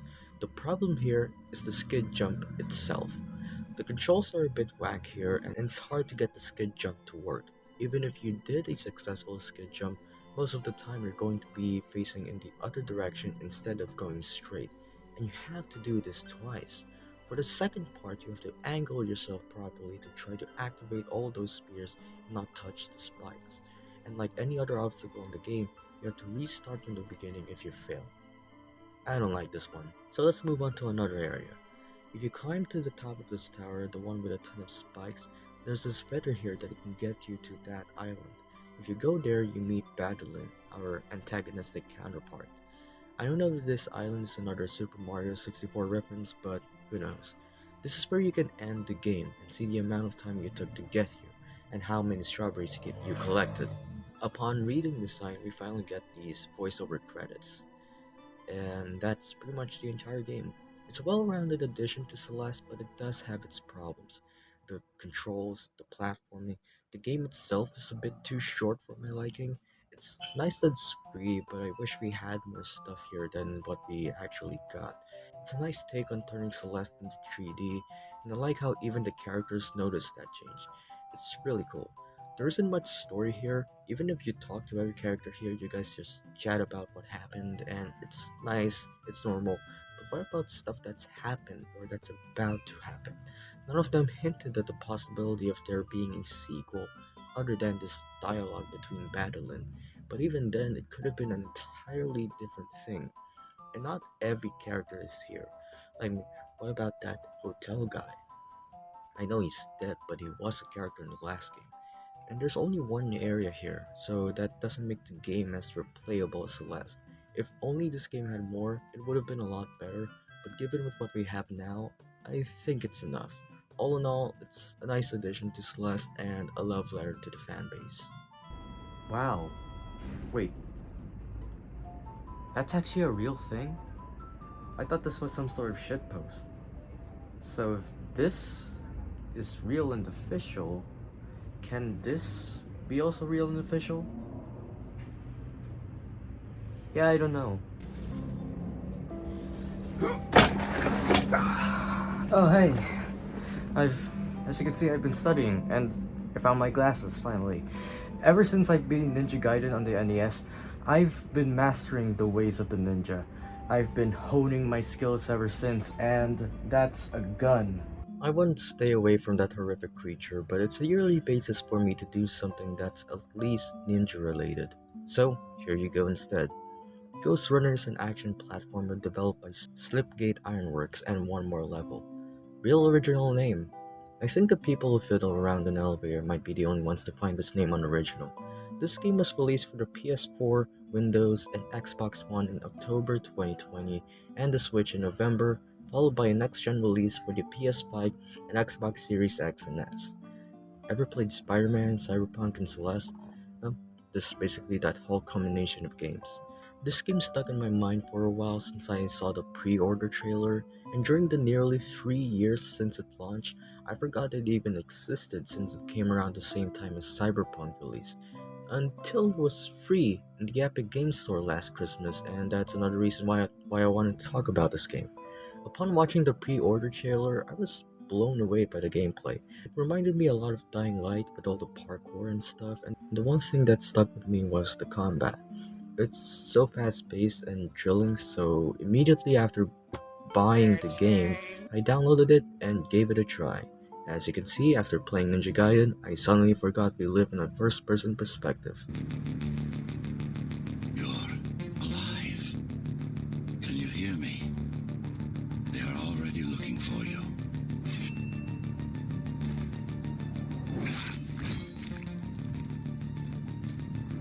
Immediately, the game already puts you on the run. The sick beat going on in the background along with the gorgeous futuristic setting. The tutorial shows the basics of parkour. I played Advanced Warfare, I already know how to wall run, but man, something about the level design already is just amazing to me. Sure, looking at it from the general view, some layouts make no sense, but this game takes place in the future, nothing makes sense. I know that because Star Wars showed me that hand railings become more and more non-existent in the future, but who cares? The geometry feels so fine-tuned that moving around at such a fast pace doesn't feel too buggy or sensitive. The movement feels so right with this type of game. After a short parkour section, we get the sensory boost. The sensory boost is one of the main features of the game. Being able to strafe and avoid the enemy projectiles and dash towards the enemy and slice them up. This has probably been one of the first in-game mechanics that managed to leave such an impression on me since Spider-Man PS4. I can't really say how, but something about the sensory boost feels so satisfying if it's pulled off correctly. Then we get to the first hurdle of the game, if you will. This is when the game tells you that sensory boost and fast movement are your best friends. The thing about the game is that you always gotta be fast. You can't spend a dime of a second to do nothing while in combat. It really makes you feel like you're fighting for your life. Just like Celeste, every time you fail, you get right back up to the start of the area you just got your ass handed. And it's another one of those games where you really gotta learn and master the gameplay. It's all trial and error. You gotta learn the stuff in the area carefully if you want to progress. Because of that, there are many different ways in how you approach your goal and how you plan your route. So at the beginning of the game, we see our main character already on the run. Oh, now the title makes sense. There's a voice in the main character's head and it's asking to release him from prison so that he can help unlock more of the Ghost Runner's powers. The first level is pretty basic in Ghost Runner terms, and by that I mean not easy, at least for a first time playthrough. It'll just take a while to get used to the controls and how to use your abilities to your advantage. In the next area, we get to swing around and parkour a little bit. Again, there are enemies to kill and it's pretty much the same as before. I gotta utilize swinging like Tarzan to be able to kill all the enemies. So it's pretty much the same procedure for the entirety of the game. It'll show you a new in-game mechanic and you gotta utilize that for the upcoming combat areas. It's a simple method, but with the way the platforming goes in Ghost Runner, every new area doesn't feel too repetitive, and it's always a new breath of fresh air whenever ability is introduced. Except, there is no breath of fresh air because you really gotta put a lot of focus and thinking into each and every one of these areas. Right after this area, the Ghost Runner finally meets face to face, literally, with the Architect. We enter this cyber void where we learn more about the history of the characters and what events occurred. The cyber void place serves as the puzzle areas in the game, which are pretty basic so far. Apparently, our Ghost Runner is the 74th Ghost Runner, and he doesn't seem to know his true identity. He only remembered the fight, a fall as he claims, and the architect says that the Ghost Runner got cast down from Dharma City to the base district. The Ghost Runner remembers a woman named Mara, or the Key Master. She and the architect fought each other 20 years ago, and the Ghost Runner was supposed to rescue him, yet failed. The architect died, and he is essentially an AI now. The architect used to serve humanity at Dharma Tower around a century ago. Mara had her own plan and become the ruler of Dharma Tower, ruining the architect's work and nearly killing everyone. Archie tells us that the Ghost Runner doesn't function as the Ghost Runner is supposed to, and that a group called the Climbers repaired him, though they're already dead as Archie claims. We get a closer look at what happened between Archie and Mara being Doc Ock here. This is what happens when you pair an evil tentacle woman with a butler gentleman. Right after that whole dream sequence, we are introduced to the calibration panel. This is where we can upgrade. I may have downloaded the wrong game. We only have a limited amount of space in this right box, and on the left we have the actual upgrades that we can use, each having their own attributes and specifically organized via that color. And we can fill up the right side using these upgrades like Tetris blocks. This is a really unique level up system, as you are forced to only be able to use a specific number of upgrades, which not only changes the way you play the game, but also offers a bit of strategy when it comes to combat. Our first stop is one of the few remaining Cybervoid mainframes, located in an old mining tower. We can use it to correct the corrupted parts of your code, and hopefully restore your more sophisticated functions. Hopefully. During another parkour section, we intercept a radio transmission from Zoe, a surviving member of the Climbers, who's looking for help. Archie asks us to not respond, but being the Chad he is, Ghost Runner replies to the help. And it is around this time that we learn that the Ghost Runner's name is Jack.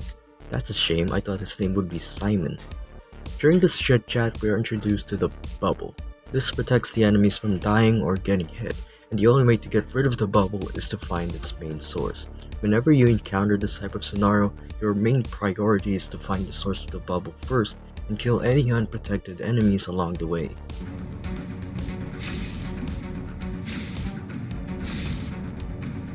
How you guys doing? We get to another Cyber Void mainframe, solve another Tetris puzzle, and we get a new ability called Blink. Years of staring competitions have gone to waste. This ability allows you to target 3 enemies at once and slice them in a single dash. Targeting enemies is a little janky here in my opinion. You really need to aim very specifically to target more than 3 enemies. This ability is really good with the right upgrades. Blinking is faster than dashing, and because of that it can get you out of sticky situations more easily. Hey guys, welcome back to the same fucking place again. Of course, being in a futuristic setting, the enemies must have more advanced weaponry, so may I introduce you to the goddamn Terminator?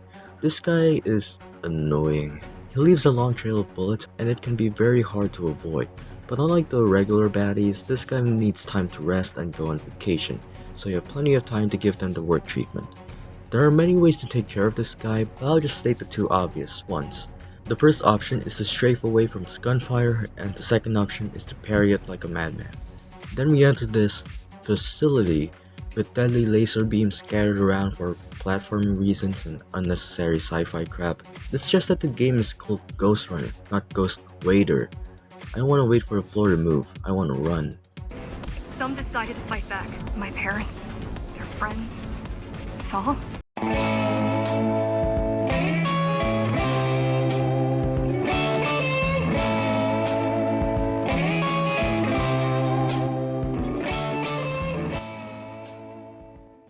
Our next goal is to reach the air filtering facility. for plot reasons, which I've obviously ignored in the next few minutes because I like to complain more about the gameplay, because the gameplay is what drives me into this game and not the story, so don't get mad at me for not focusing on the story because it's the game's fault. And on the way, we unlock the speed code. This makes you feel faster than everything around you. Instead of them moving slower, you are moving faster than time. Just like COVID. This is really useful since it'll tone things down a bit, give my boomer senses a moment of unclenching my butt for a long time. I hit a woman for the first time in my life. As we restart the air filters and parkour around, we are introduced to a new enemy, Donkey Kong. These guys jump at you from a great distance and smack you down to the ground. Their timing can take a little while to get used to, and like any other enemy in the game, they're annoying. Oh look, another machine thing. Can't wait to see what it does. Fuck. Oh great, another puzzle. Here's some Family Guy while I try to solve this with my 20 IQ brain. Alright, more upgrades. Did I also forget to mention that this place has turbines? The wind is fucking back, and it's still janky as ever like it wouldn't be in any other game.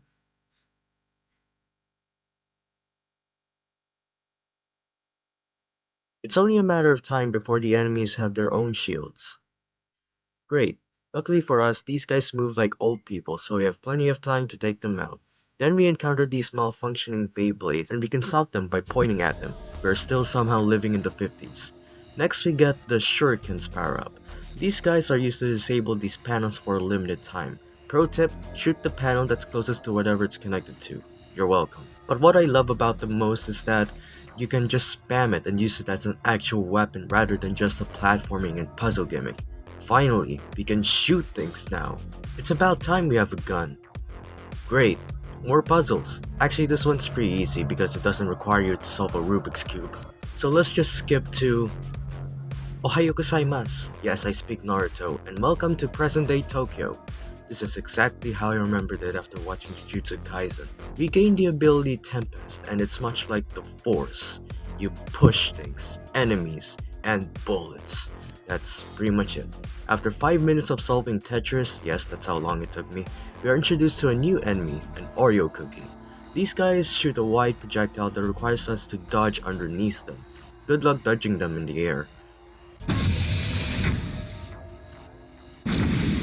Oh, this is troublesome.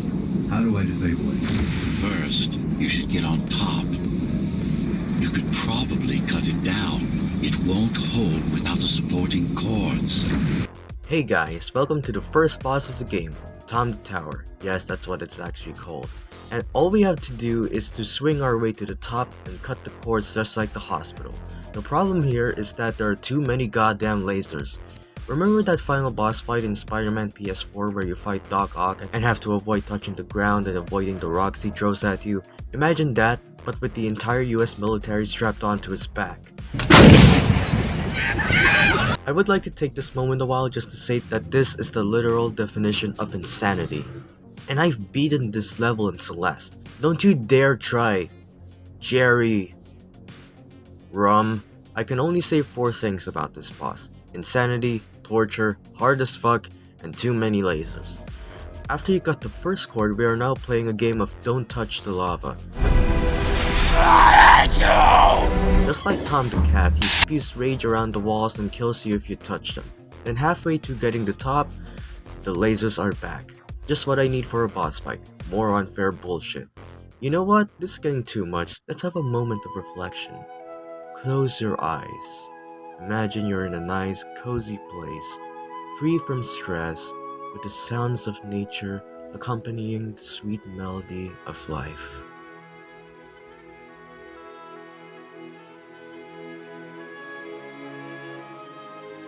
What the fuck is this piece of shit? After we got the 2 chords, all we had to do is to destroy the core. This boss fight is unique. Usually the second phases tend to be a lot harder than the first. Here it's actually not that hard, so I'm just gonna stop all of this now. Please leave the station in an orderly fashion. As expected, it was no match. That boss was a pain in the ass. Hello everyone and welcome to Night City. Hope you like zip lines. This place is gorgeous. Sure, you can see me trying to get this game over with, but I truly admire how amazing this setting is. This game is like 30 gigabytes, yet it still looks better than the new 1TB Call of Duty game. After beating Big Ol' Tommy, we are now on the run to the repository to gather some more data on Project Ghost Runner, and you know what that means. Upgrades, people. More upgrades. Here we encounter our new enemy, the Amazon delivery drones. You know, they don't pose as much of a threat as I expected them to be. These guys mostly serve as a platforming gimmick rather than an actual enemy, but there are parts later where they can actually kill you. I just noticed these buildings are quite tall, and I can't get over to each one because I'm a ghost runner, not a ghost jumper. Luckily, we have jump. It's simple, you jump. Speaking of which, there's nothing to speak of onwards except for the architect's rambling. It controls the flow of resources between the city. Mara strictly controls the flow of resources. So you know what, I'm just gonna jump to the next level. You know, I haven't seen many melee enemies in a while. Typical anime weeb. You can solve all your problems by parrying, even a nuke. These guys leap at you from a great distance and attack you with their puny katanas. Yeah, mine's better cause I have a CSGO skin attached to it. Pro tip, spend more money on CSGO. But unlike any other enemies we have encountered so far, except for the dudes with the pistols, these guys can be parried. Oh my god, femboys still exist. You know, I haven't seen any new enemies yet. Oh god, sniper. What else can I say? Alright, so in this part, close combat is not the best option. The best option here is to parry. This is a great way to practice the timing in this game. It took me roughly 6 minutes to get past this part, by the way. Oh great, another puzzle. For this specific puzzle, you fuck around and find out. That's it. Hope you learned from your geometry class, cause you're definitely gonna need it here. All we have to do is to grab a bunch of orbs, and for lore reasons, we're here to find the data we're looking for. Strange. It's gone. The data's not there. Then get me out of here, I don't want to do this shit. Intact. Oh my, it's a woman. We gotta chase her. And to prove our speed, we gotta chase a train too. This part's awesome. I like train sequences in video games, and you can't have a train sequence without having to avoid obstacles. I somehow keep getting hit by those damn barriers. Am I that fat? Oh, it's a fellow fan. Alright. That's your stop.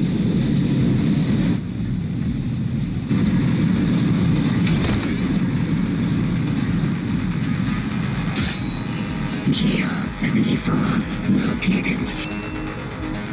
Kill switch component not found. Mission to engage. Granted. I think I found my life. I'm not gonna lie. Welcome to the second boss fight in the game, and my personal favorite. You see, the first boss, Tom, is a giant tower and doesn't really feel like a boss and feels more like a Geometry Dash level. This one is a straight up duel, mano a mano, the duel of fates. I see a parry meter and my neurons activate. It's about time we finally get some actual use out of this katana. The parry timing is more strict than ever. The moment you see that yellow flash, you parry that attack immediately. This fight is my personal best because it's not a gimmick fight. The only thing she's weak to is me hitting her, and the only thing I'm weak at is my parry timing. I played rhythm games before, how am I losing to this bitch? Every time you miss the timing correctly, you get pushed back, and if you miss most of the time, you get knocked out of the platform. That's a new tagline for content creation. Please continue watching this episode for more philosophical thoughts with yours truly. Of course, we can't have a Ghost Runner fight without the platforming. This boss arena is big, but not to the point where you have to climb up Burj Khalifa to land a single hit. I hate that boss so much. Every time you land a hit, she leaps to another dimension and throws laser at you. What's with this game and lasers? You know what, I'm just gonna stop talking now, let's just end this. Flawless. You could say that again. After taking a deep look at this woman's Neuralink chip, we get what I call the anime slice. It's the same deal with what we just did to Hell. Yes, I learned her name right after decapitating her head. That's the power of the newly released Apple Vision Pro. Please sponsor me, Apple. This ability is pretty much the same as the Force, though it looks cooler, I guess.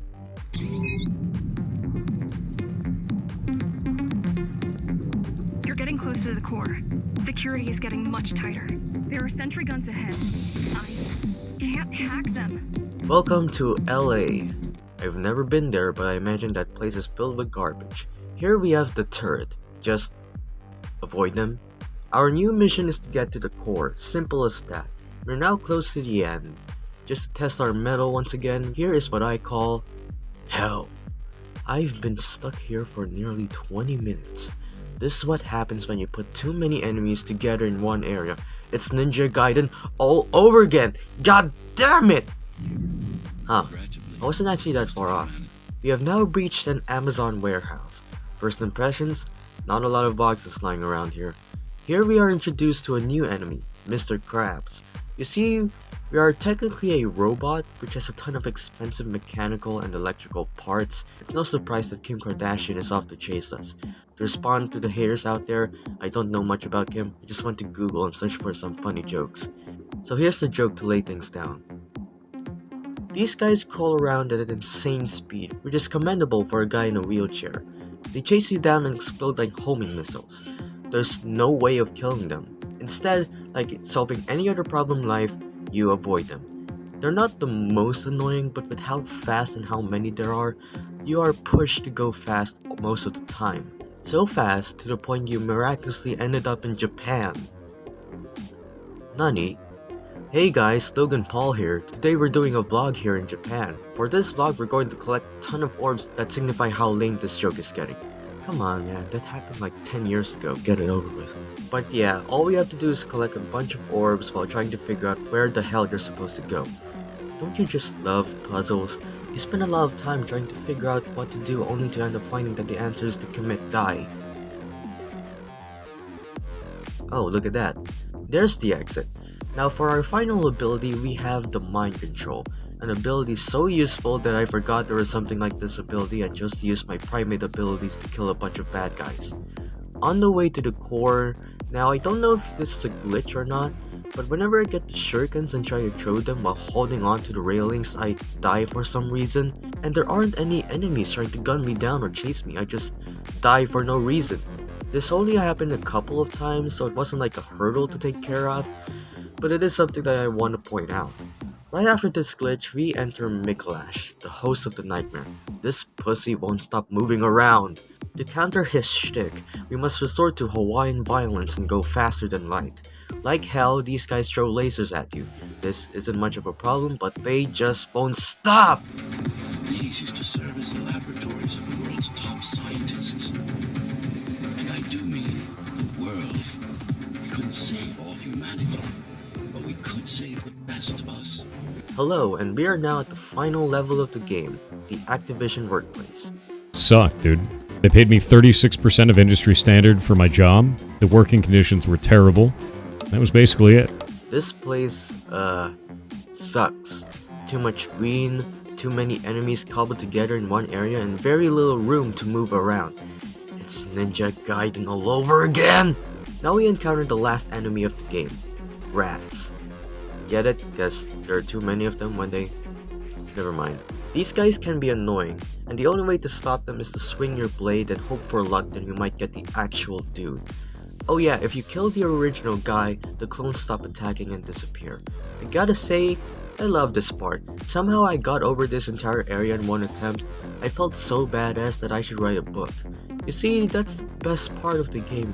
When you do something cool, it will definitely be cool, and no matter how many attempts it takes you, finishing off your enemies will never not be awesome. So, do you even know what drives you, puppet? What the endgame is? You have done nothing wrong, puppet, but I can't let you be, as long as that demon in your head exists. You're a threat to everything I've built. Hey guys, and welcome to the final stage of the game. Our goal now is to kill Barnacle's tentacles in this very small arena. Let me be honest with you, this is kind of underwhelming. The first boss is a literal tower of insanity, yes, but that one requires you to be precise with your jumps and dashes. It's a bullshit boss, but at least it gave quite a challenge. The second boss is pure anime. You parry the attacks and fight back after the boss gets tired. It requires a bit of platforming, but it mostly comprises actual sword-to-sword combat. This one is wait for the boss to do its attack and dodge out of the way. Mara still gave a bit of a challenge, but it just kind of pales in comparison to the other two bosses in my opinion. Most importantly, this is more so a gimmick boss. You wait for her to finish all her attacks, and when she does this one attack, you make sure it's aimed towards one of the generators. This basically Simon Says. The first boss is not fun, but I enjoyed the difficulty. The second boss cannot be topped. This one is just boring. So let's just finish this and just call it a day. Resist him, not me! I should have taken your head!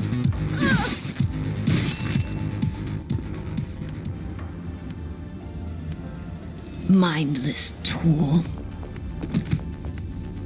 Congratulations. You fulfilled your purpose. Mankind's greatest enemy is dead. We can now proceed to the next stage of my plan. Allow me to do the honors. What are you doing? This is interesting. Do not struggle, TR-74. I need your body, but I don't need the rest of you anymore. The rebels broke you, made you independent, and I was too weak to take back control. Too fractured, but you strengthened me, and now it's time to take back what's mine. Hello and welcome back to Ghost Runner. The game still hasn't ended. Apparently the architect is a bit of a lunatic and who wants to enslave humanity after all this time. Who would have guessed the AI that's been guiding us for a long time would betray us? Anyway, this isn't technically a boss fight per se, but more of a platforming challenge. And this suits well for the final stage of the game. We've been utilizing our combat skills for so long that it's high time to hone our platforming skills. And I can't say I got any better. This part just kills me. The orbs are too fucking big. Your mom would look like a hamster compared to it. What makes this part harder is the platformers. You move much slower if you go towards the opposite direction of where the platforms are heading, and since the orbs are too big, you die in an instant. There are also times when the platforms just don't appear, making you fall to your death. And when they do appear, most of the time you're gonna die by the orbs. It's so bullshit! And that's not all, you still have this part. Actually, this one isn't that bad. It's still a challenge, but not one that makes you want to spend 15 minutes on it. Oh great, more orbs. Actually, this one's actually fine. You get more control here, but the limited space you have is definitely a problem here. So after all that pizzazz, we finally killed the architect. And let me just say something. I don't know why, but something about how the architect moves and looks just feels cartoonish. I don't know why, I'm just saying. Finally, Mara and her army of goons have fallen, the climbers grow victorious, and we are finally deemed a hero. A Ghost Runner. So that's Ghost Runner. It's surprising not a lot of people know or talk about this game because this is something you'd see pop up trending on Steam or something. The fact that only a very few amount of people make videos about Ghost Runner is a crime. The gameplay is absolutely spectacular, a perfect blend of fast-paced platforming and combat. The geometry of the levels work perfectly with the gameplay, and you can even run across parts of the map where you're not even supposed to go. It's amazing how they even thought to add collision with the background, because sometimes when I go off course, I can still wall run for a few moments and stay alive. The gameplay doesn't get old. Even if you don't use any of the abilities that you have, there are still so many ways you can take out enemies. Speaking of, even though the enemy variety in this game is not large, it's not much of an issue because every level in every stage is geometrically different, which means the enemy placement makes each encounter unique. So no matter if you keep adding all the enemies or even just the same enemy over and over, the layout for each area plays a vital role in making the gameplay not feel old. The story is fine too, it's nothing groundbreaking, but it suits well for the setting of the game as well. It's cool, it's awesome. The game does feel a bit short, especially with the story, but the whole premise of the game is running, so I guess that's what makes that up. After you beat the game, you get the ability to replay the story in hardcore mode. The layout is slightly different, there are more enemies now, it's essentially New Game Plus. There are still game modes you can try out even if you haven't beat the story. You can select levels in the story mode. There's Kill Run, where you start with a certain amount of time and you gain more time by killing enemies and collecting orbs. If the timer runs out or you get hit, you die and have to restart the level. I can't say I enjoy it, but it's a nice addition. And then there's Wave Mode, where you have to beat 20 waves of increasingly difficult enemies while being rewarded with randomly chosen upgrades between each wave. This is essentially the roguelike mode of Ghost Runner. This mode suits well for the games, especially since you can mix and match the upgrades in the game that suit your playstyle. But with how roguelikes work, you essentially have to make do with what you have. This is essentially the best addition to the game. But of course we can't talk about the DLC, Project Hell, which I'm going to talk about next time because I can't afford it yet. Why are all ninja games so difficult? Why? Just do it, man. I don't care anymore. What's this? Oh, you gotta be shitting me. Oh hey. Alright, now that the vegans are vegan, it's time for me to talk about one of the most controversial topics of all time. Hands. We use them every day, all for the right and wrong reasons. But for gamers like me, hands are our most efficient tools in accomplishing some of the toughest challenges known to mankind. Mashing the A button. Humans have evolved through countless years and have survived some of the toughest times known to history, and we caused and survived those events using our hands. What could possibly be worse? Super Meat Boy, a name that brought great fear into the hearts of gamers, a name so terrifying that it made its way into the list of psychological torture methods in Wikipedia, the best place for all your sources. A game so difficult, I never even played the game. Now, of course, I have heard the name Super Meat Boy, and I have watched many people play the 360 game, and just recently it was free in the Epic Game Store for a limited time, so I had to try it out. Now, some of you might be asking, well, why aren't you playing the first game? And to that I say, I live in the Philippines. Super Meat Boy Forever is an indie platformer developed by Team Meat, the original folks behind the first game, Super Meat Boy, which launched back in 2010 for the Xbox 360. I never played that game cause I had more urgent matters to deal with. Forever was released on December 23, 2020 for the Switch and PC, April 16, 2021 on the PS4, PS5, Xbox One, and Xbox Series X, and on mobile phones on April 20, 2023.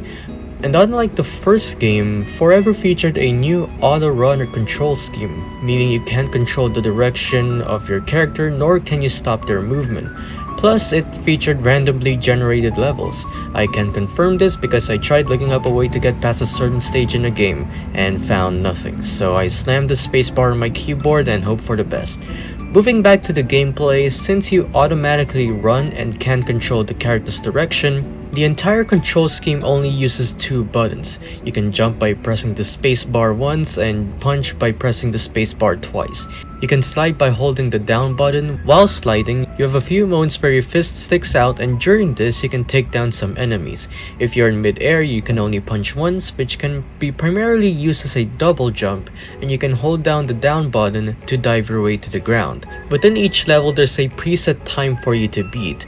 Beating that record or finishing the level by not dying multiple times can grant you an A+ or higher.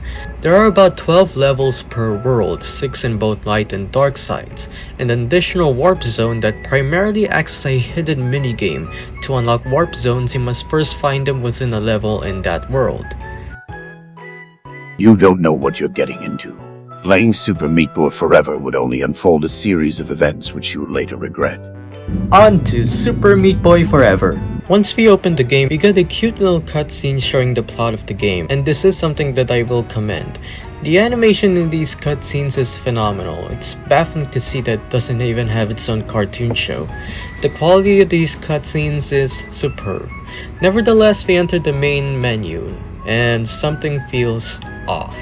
So originally Forever was developed to be a mobile successor to the first game. It was announced in August 2014 as a mobile-only spin-off. Later in 2017, the project was restarted as a full-fledged sequel. But looking at this interface, it still felt like I was playing a mobile game on a PC. Before loading a new game, we get to customize the seed for the levels we're going to play. I don't understand any of that, so I just pressed A. So we enter the first world of the game, Chipper Grove. See, I have the exact same reaction when watching The Last Jedi. So we get another cute cutscene. Once I saw this text, I thought I was playing Pushmo again. Before entering a new level, we get to choose between either of the two characters. I chose Meat Boy because he's in the title. Imagine playing a game set in Japan and you play as someone who's not a Japanese native. Can you imagine? So we entered the first level. Don't judge me on this one, I have yet to recover from Ghost Runner. The first two levels serve as a tutorial more or less, and thank God it's a tutorial because I spent an embarrassing amount trying to beat these two levels. So what are the usual obstacles we can find in this game? Well, we have giant saw blades, flies, mushrooms, and geometry. Given how fast this game is and how tight some areas are in the game, it's no wonder this game got mixed reviews when it came out. You have to be incredibly precise with your timing, and I'm not exaggerating. The entire time of your playtime in this game is trying to figure out how to get past certain levels in the game. It's not just avoid this or jump over that. The game requires you to be sound and alert with how you utilize everything at your disposal. The level design will be your main tool and at the same time your greatest obstacle. The layout of these levels is so cruel. There's no time for rest between each area. The only time you can rest is by deleting the game. Given that the levels are randomly generated, there's no easy way to figure out the best possible ways to advance through each level. Also, and I don't know if it's just me, but the game frequently slows down. And what I mean by that is that the game runs slow sometimes, not like lagging or stuff like that, as in slow in general. And right after, the game goes back to regular speed, which can be annoying. And this happens whenever it wants. When I'm doing something and I have the speed for it, the game can slow down or speed up and kill the momentum I have, leading me to my death. I can't really say much about the details of each level since they're all randomly generated, which gives me more than enough time to talk about the first boss in the game.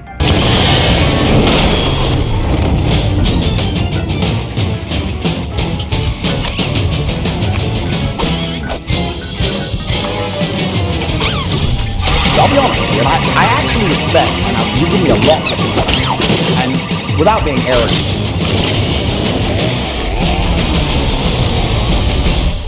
Welcome to Metal Gear Rising: Revengeance. Today we'll be taking a look at Sundowner. He likes kids. In this boss fight, all you have to do is to destroy these 4 giant buttons. Sounds simple, right? One lesson I learned while playing this level is that it's all trial and error. No matter how hard you try, you are certain to spend more than 30 minutes beating a simple boss. But compared to the other bosses we'll face later, this one is the simplest of the bunch. So we're just going to punch our way out of here. This isn't the protection I was asking for, but might help. Welcome to the second world of the game, the clinic. It's a better alternative to the American healthcare system. Wanna know why? You can just jump right in here without pay. This is how you're supposed to do it, Joe Wyden. A core feature within this entire world is that it contains a bunch of these weird fish things and blocks. The longer you stay around them, a death meter appears around you, and when the meter's full, you get what I mean. This is annoying. I know I said that phrase multiple times within multiple games, so I'm just going to capitalize on it. Such are the ways of life. These things take up a lot of space, and it is painful enough that this game has a lot of areas with tight spaces, so hopefully it doesn't get any worse. Why? Air. Air never changes. The wind is 100 times worse here than in Celeste, and I should know that because I spent 30 minutes on that level. Moving on, we have these purple guys from Dr. Mario. Whenever you get close to them, they suck you up and lift you up. Now, it doesn't mean you're dead. Like most problems in life, you can just punch your way out of it 3 times. These guys are more so platforming gimmicks than they are enemies. Moving forward, we have these glass panels that we can just simply punch, ghosts that you can punch several times, and switches that can activate certain elements in the level. So after walking your way through Arkham Asylum, we are facing a giant brain mind controlling a bunch of broken glass shards. As you can probably tell, most of these bosses are gimmick fights. So there's a certain level of easiness in them, but they're not. I hate them. To defeat this guy, all you have to do is to avoid the obstacles he launches at you, either requiring you to duck or jump at a certain height. At the end of each wall, there's a switch that activates the fans and leaves the brain exposed, allowing you to perform the true technique in brain massaging. And you have to do this entire process until the health bar goes down. Overall, I like this boss, and it's definitely a lot harder than the first. However, I'm not saying I enjoyed this fight, so moving on.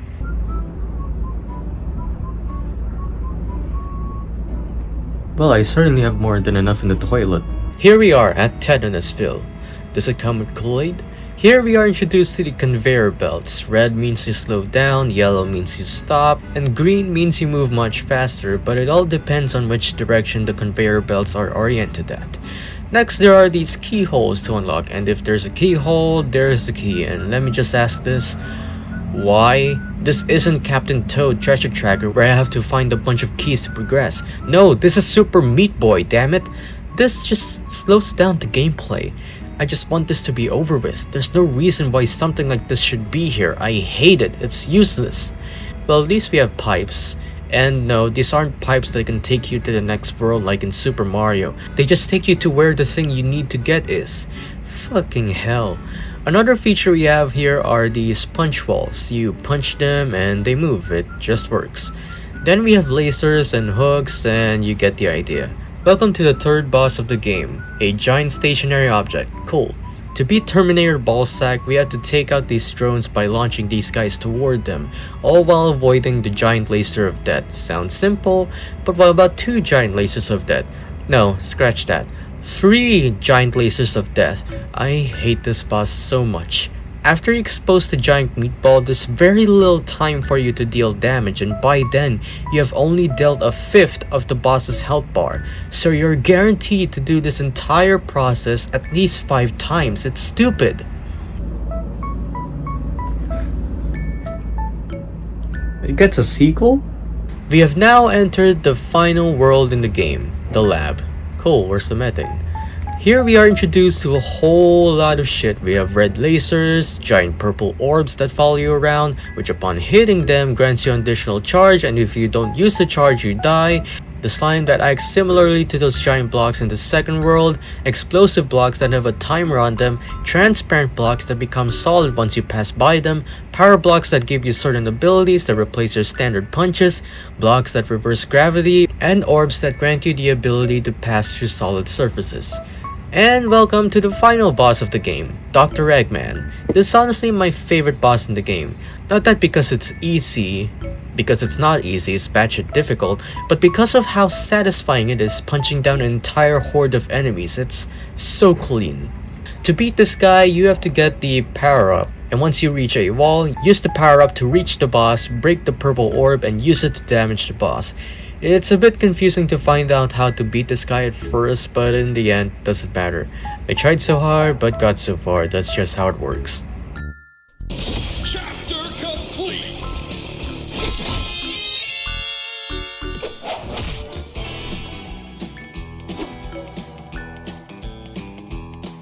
It's not over.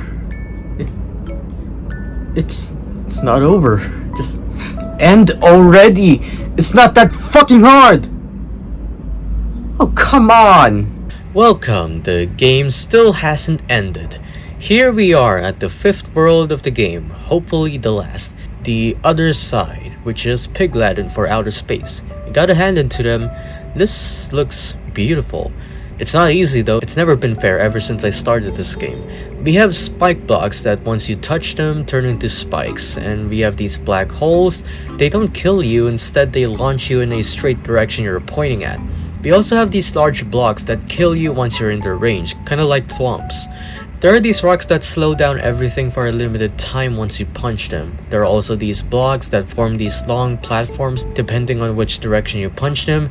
We also have these blocks that appear and disappear whenever you jump or crouch. We have these things that when you punch near a set of transparent blocks, they become physical. There are spiders that stop the screen from moving, and we can move to the other side so long that it's safe. Out of all the worlds in the game, this one is definitely the one I love most. It has a ton of unique features that stand out from the rest, and it clashes well with the world's theme. The problem is that I want this game over with, so let's move on to the boss. This is a really cool boss. I like how the two galaxies in the background kind of resemble a face, and the music, it's awesome. But that doesn't distract me from the fact that it nearly took me an hour to beat. And all you have to do is to punch the two giant fists, and you have to go through an entire obstacle course while doing so. This was a great experience though, and it definitely felt like a true final boss fight, but my hands are beginning to bleed, so I'm afraid I have to finish all of this. So that's Super Meat Boy Forever. Honestly, I'm glad that it's short because man, my thumbs are getting tired from all the button pressing. And wait, who's this? Lala Fush? Lala Fox? Lala Fox? Oh, Lala Fox. Oh my god. It's Lala Fox. It's Lala Fox. Oh my god. Oh, Lala Fox. After that, we beat the game, and no. No fucking way. No. There's no fucking way. There's one more. God fucking damn it. Please. Please, God. Fuck! It just doesn't end, does it? Alright, well, we have the final world in the game called OX Dead Beef, which is actually a real-life term used to tell a software crash. The first 5 levels of this chapter correspond to each world of the game, and these levels are unlocked by completing that world's warp zone. As I said, these are minigames that are hidden in each world. Each of these minigames are actually references to old NES games, Mega Man, Punch-Out, etc. Upon beating the warp zones, we can now enter the levels in Dead Beef. In this world, you'll find some of the hardest levels and chunks in the entire game, and looking at that description, it's no wonder why I chose to keep on playing. Maybe there's a hidden ending or a secret boss that I can fight. And about an hour into this world, just after beating 2 of its levels, I just realized that the only reward we can get here are some fucking digital points. Are you fucking kidding me? This game is fucking bullshit. I don't want to talk about this game ever again, and I don't want to go anywhere near it. This is fucking bullshit. I'm not going anywhere near it ever again. Fuck this game. Oh hey, I still have a lot of time before Ninja Gaiden shows up on my doorstep, so I still technically have some time to play a ninja related game. And I found one. My eyes are beginning to hurt. Another day without playing Ninja Gaiden. Could this get any better? Oh. But hey, we get happier the longer we live, or so I can recall from that one movie. And it's not that long since my hands underwent severe torture, so I have all the free time to do literally anything I want. And what's the first thing I want to do? Anime. They literally have everything you could ask for. Words, breasts, it's a dream come true. And what better way to do anime by playing a video game related to anime and ninjas at the same time? It's practically karma at this point. Katana Zero is a platformer created by a single indie developer named Justin Stander. This game features side-scrolling hack-and-slash gameplay in which you have to kill all enemies in a level without being hit, using your abilities to control time, dodge attacks, and take advantage of the environment. The game began development all the way back in 2013. Throughout the next couple of years, a lot of focus was put into detail, and films such as Sin City and John Wick became inspirations for the game's story. Stander alone developed most of the game, although he recruited artists to design the visuals and the soundtrack.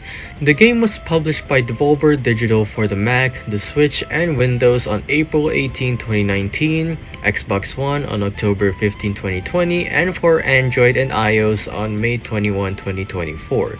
So the game begins with our protagonist Zero in a video store asking for a video we ordered.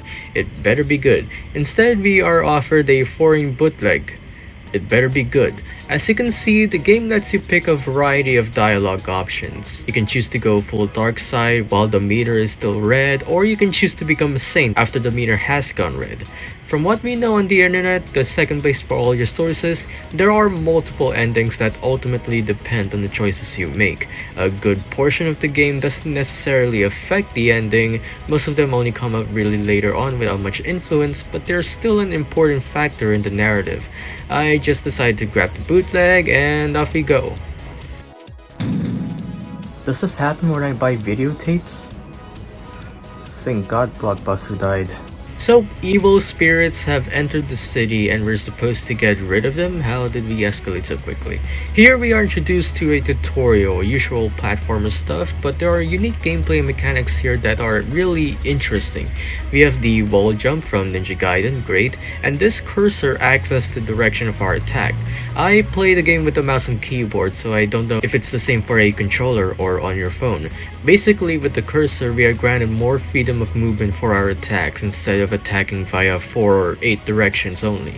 Also, for all of our For Honor fans out there, I know I haven't played the game, you can parry, which I forgot for maybe 75% of my playtime, but hey, I didn't forget. We get a call from Grandfather Musashi. We can just reject the call, but I'm an idiot. We gotta free a scientist from some evil spirits, and we can actually slow down time, which is a great feature to have in this type of game because everything is quite fast paced, especially for newcomers.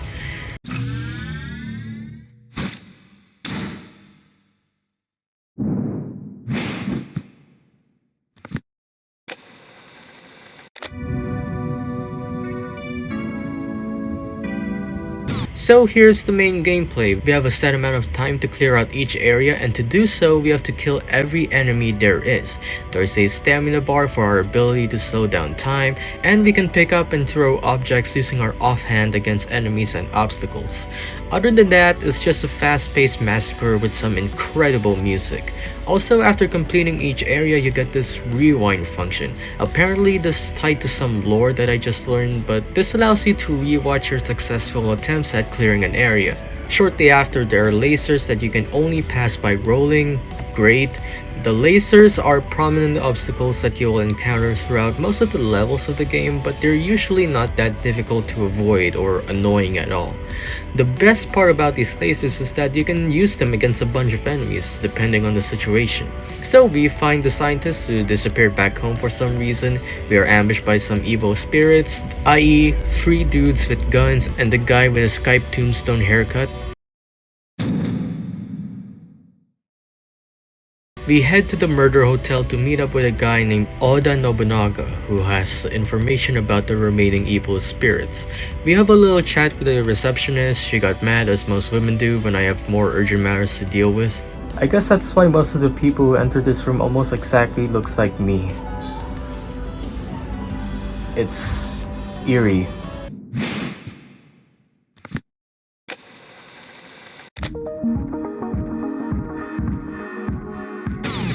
As we traverse the hotel, you can probably tell that this game requires you to be advantageous based on the environment, even if there are times when some areas in the game are tailored for the opponent's side. It's cool because you're forced to be strategic with how you make your moves. It's similar to Ghost Runner in a weird way, except in this game you have much more control over each area because it's in 2D. So once we reach the top, we find Mr. Nobunaga. I tried, okay? The moment I saw those words I had to, you know? But he mentioned someone named Dr. Edo, and that is our next clue. I thought we were going to a hospital. We first have to deal with evil wizard Saburo, and we have to stop evil wizard Saburo's music before any more harm is done. This is our first and probably only stealth level in this game. I said stealth. So this one is very simple, you just have to blend in with the crowd, and for some reason I didn't even try to take the guards out one by one when they aren't looking. After dying to a turret, we get a call from Circus Man Yoshi. Where did he go wrong? Apparently Yoshi owns the place and tells us to stop the music. I am This is a really cool level. Now that the added stealth feature is here, it allows for much more variety in how to progress each level of the game. And I like this one level in particular because of the colors. We make our way to the evil wizard. He tells us that Dr. Edo tasked him to make the circus into a haven for evil spirits. Being the idiot I am, he escaped. We wipe out the remaining evil spirits and move on to our next mission. Being the guy with mass intellectual capabilities, we coincidentally happen to find the guy with a Skype tombstone haircut. Before we can get to him, we have to unlock 3 gates by going through each of the 3 levels available. First, we have the Chapel of Doom. I'm glad this was the first one I picked because you have a little mini card section that you can play with. This particular level is quite fun, probably the only time I had general fun in this game. For any game developer out there, add minecart sections like this. I don't care if it's a totally different game, just do it. Once we reach the end of the level, we head on to a space uncertainty. What makes this space-themed area different from any other space-themed area from other video games is that you can throw Molotovs. Not but a few moments later, we encounter a robot hacked by a man named Professor Hojo. We left just when he asked us if we remembered how to read. What do you think I'm doing now? He committed arson, picked up a yellow bento, met the professor again, and went on to the next level, Quiet Hills. Like most Halloween attractions, this one's kinda boring. We picked up the last bento and... Oh, right, get it? Cause it's Quiet Hills and space stuff. You know what? We opened the 3 gates, fought a bunch of evil spirits, and met the one Blue Man group. We fought him, failed mostly, the screen began to glitch, and we are defeated by Lady Sakura. She told us to leave and not interfere with our plans, but being the idiot I am, we kept on going.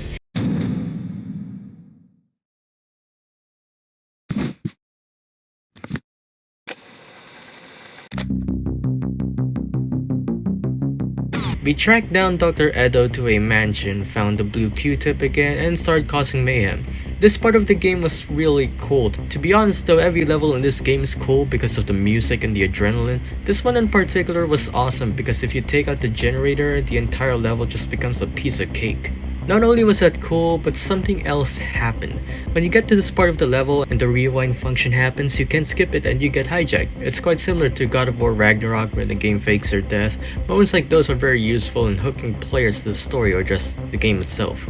So we got captured, killed the guy who was about to torture us, and chased Optimus Prime ribs once again. Now this is my favorite part of the game just because it's cool and fairly easy. I played Turtles in Time and Shredder's Revenge, and the parts where you ride around in a hoverboard were one of my favorite parts about those games. Seeing it here in a similar fashion gives this game more respect for me. But how can we make this even cooler? By adding a boss fight at the end of the level. The boss gave a fair amount of challenge and was overall a really fun fight. We caught Dr. Edo and suddenly a Pokemon rival came out of nowhere and killed the guy.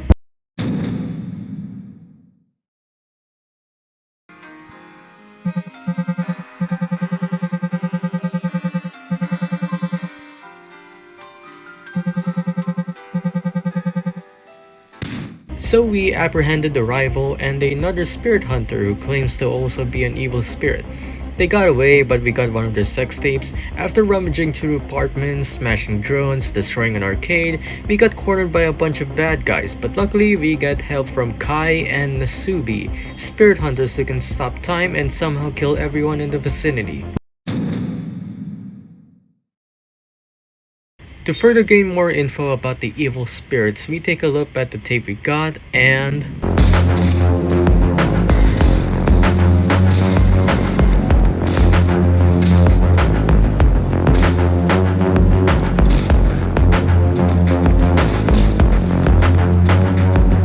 How the fuck is this guy so cool? Alright, so we play as this spirit hunter who can kill a bunch of enemies in a single dash. Other than that, it's a pretty cool level, and I love that they just give this ability to you for only one level, so you can't unlock this ability for the next remaining levels of the game. Although this was my own playthrough of the game, so I can't confirm nor deny the possibility that you could get this ability later on, which is cool. I'm totally not mad at all. Moving on.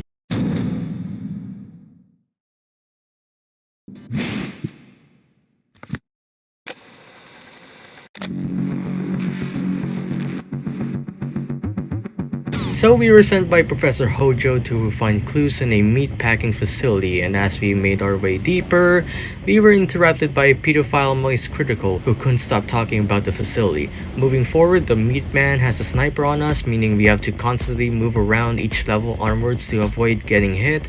This doesn't really spike up the difficulty that much, but it can be annoying sometimes. And would you look at that?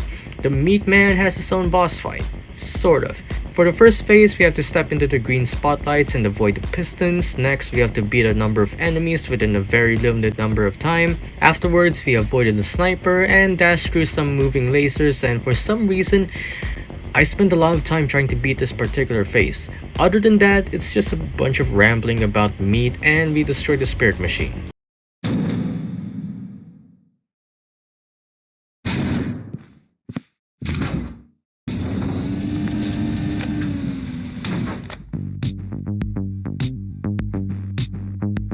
So we continued looking for clues while going full John Wick mode through a bunch of elevators, and I spent an embarrassing amount of time again trying to go through a bunch of lasers.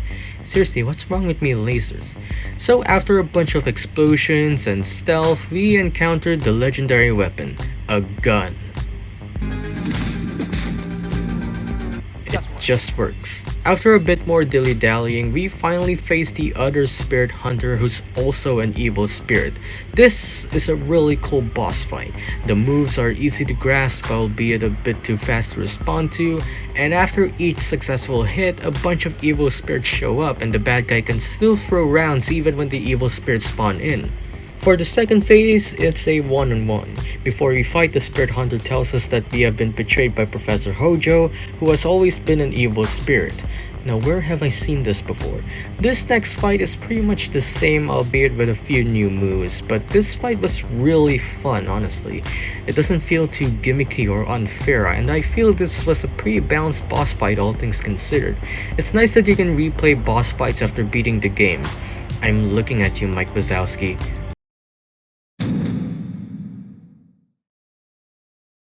So we intercept the traitor, Professor Hojo. The professor tells us that he did all of this for nuggets? What? He was the one behind the spirit machine. He's more powerful than 40 wizards and is conjuring a huge wizard spell. What? The city will never have another baseball game? What? So here we are at the final boss of the game. For the first phase, we just have to hit these giant hands while avoiding the attacks. It's a pretty simple first phase. For the second phase, we must parry the professor's balls back at his clones until all of these clones are down. Again, it's quite simple. For the next phase, I hope you guys aren't on LSD. So we just have to hit the eyeglasses all while suffering through Pride Month. This can be very disorienting for anyone who suffers from flashing lights, and if you do and you really watch me review games, how the hell did you make it past Ghost Runner? Anyways, this is probably the most trippy boss fight I have ever had in any video game I've ever played, and I'm sorry if this is giving you brain damage. So for the final phase, the professor turns into a dragon. It was bound to happen eventually, especially in a ninja game.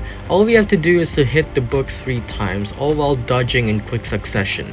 This is a really great boss fight. The moves are also easy to grasp, albeit a bit harder to time than the last boss fight, and a lot of the attacks can happen at the same time, especially if you let those little dragon babies live and try to hunt you down. It's not easy by all means, but it was a pretty decent and fair boss fight. So after defeating the professor, everyone goes back to their normal lives, the professor's henchmen repay their debts, and we work in the meat packing facility. Are you fucking kidding me? So that's Katana... Wait, Katana Hero? Yeah, I think that's what I deserve for pirating too many games. Alright, here's the real deal. Katana Zero. Trust me, it gets better from here. So apparently I played the DLC version of the game first, which is called Katana Hero. It's a retelling of the actual story of the game, and it's supposed to act like those anime shows where they change the text of the dub to be more kid-friendly and the like. It's honestly a really nice add-on for the game. It doesn't change much from the actual story save for the evil spirit stuff, and it still feels like a Katana Zero game. How do I know that? I ran out of toilet paper. Enough of all that, let's get to the actual business. Katana Zero.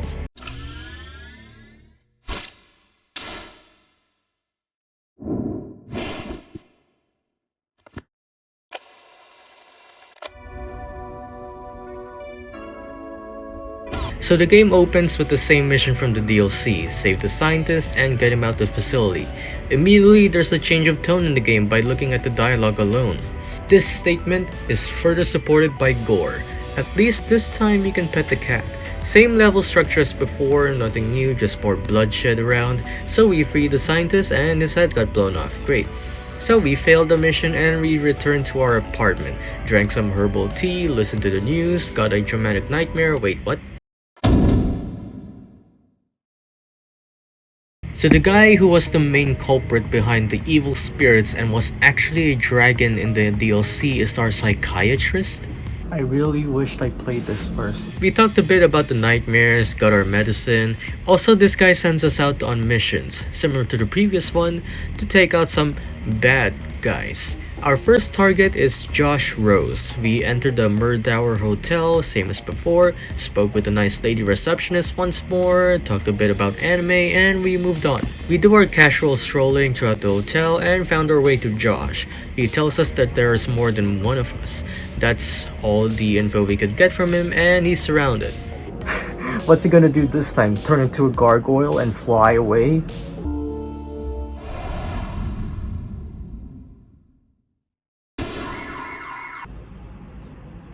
Before we left the hotel, the Pulis stopped us and we managed to go scot-free because of our anime charm. It just works. Upon entering the apartment, we bumped into a little girl. She tells us that we're neighbors. Alright, cool. I don't want to get into allegations right now. Drank some herbal tea, listened to the news. James Gunn was in the same nightmare this time. Wait, what?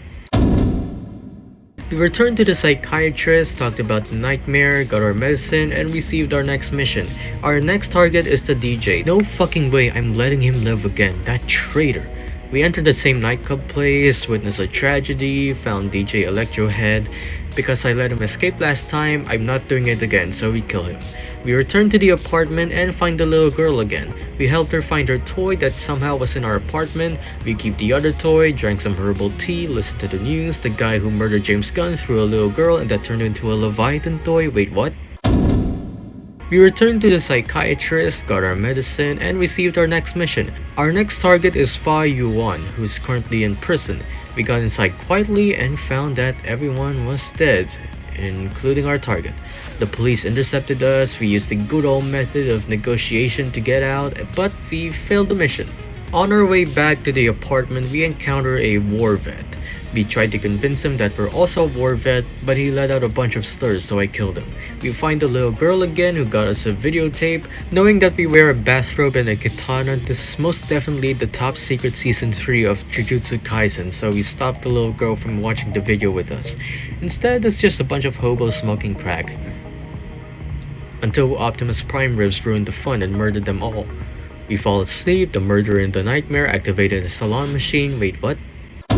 The psychiatrist's office was closed, so we roamed the streets until Blue Q-Tip dragged us into his limo. We learned that he's actually a big fan of ours and that he killed those 2 addicts in our apartment to get our attention. Since I'm a big watcher of all things Pixar and recently watched The Incredibles, I rejected this offer. We entered the studio where we were supposed to film some videos with Q-Tip, same procedure as usual, get the 3 key cards from the 3 levels, Silent Hill reference. We find the guy, nearly defeated him once, but the keyboard just won't work. We got defeated as usual, Lady Sakura saved Q-Tip, they escaped, we returned to the apartment, drank some herbal tea, listened to the news, the little girl came trick-or-treating, we gave her a fish head. The consumable kind. Tragedy and Comedy watched us sleep and spoke about us choosing either silver or gold. One of them was speaking in archaic English. It's not my fault for not understanding what they're saying. Next, we have a very weird dream. This is when we finally learn about our illness and our history. The drug is somehow important in keeping us alive, but it's also the reason we're suffocating. Without the drug, we would be stuck in a loophole for eternity. We got another vision where we are the war vet in the streets.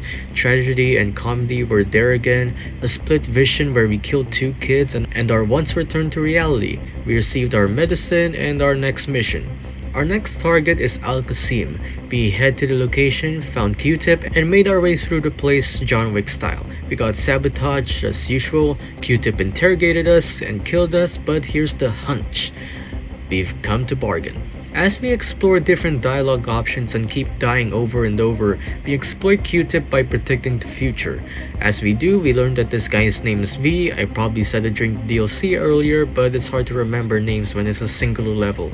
We found Al Qasim, he died though. Vagina left, we kill our captors, we chase him through the highway. The real dragon shows up and takes the vagina. We went to a local bar, chatted with some war vets, and returned home drunk. The little girl entered our apartment because her dad's friends came over. We gave protein paste for breakfast and headed off. We met the psychiatrist. He's big mad. We have a little talk with V about the consequences of our withdrawal. Holy shit, I got his name right. We returned to the psychiatrist and talked about the real dragon. He warned us about murdering a bunch of Pulis and sent us to find the real dragon. Before getting there, we gambled a bit. Having recently played Fallout New Vegas, I know just how to win these games. We killed a bunch of guards cause we can, got the tape from prison, we got cornered, tragedy and comedy show up, we chose the silver mask of death cause it sounds badass, we returned to the apartment, the little girl cleaned up the place, we went to a video store, watched a gory samurai movie, the little girl sleeps on the floor, watched the prison tape, entered the most badass level in the game, and it is in this tape that we learned that the dragon killed Fa Yuan, and that a guy named Leon Vaughn, I can't pronounce that, made Kronos, which is the drug inside us. Before entering the psychiatrist's office, we got a call that Leon was inside the meat house. Great. We get there, played a fun little minigame, found Leon who died the moment he got out. We returned to the apartment, the little girl brings us to a gorgeous view of the district, we had a wholesome talk. The good one. We wake up, the little girl makes us some terrible breakfast, we return to the mad psychiatrist, we tell him what we found from the meat house, the psychiatrist tells us that we had a normal life before Null, a military project focused on making super soldiers, and to do so requires Kronos, which is now a very scarce material soon to cease from existence, a drug that we have been sent all this time to destroy. We got our achievement and received a dossier for the final mission. We have been sent to eliminate any material found in Al Qasim's bunker. Before that, we encountered the nice lady receptionist once again. We talked a bit about anime once again, and we get the hardest decision in video games since The Walking Dead.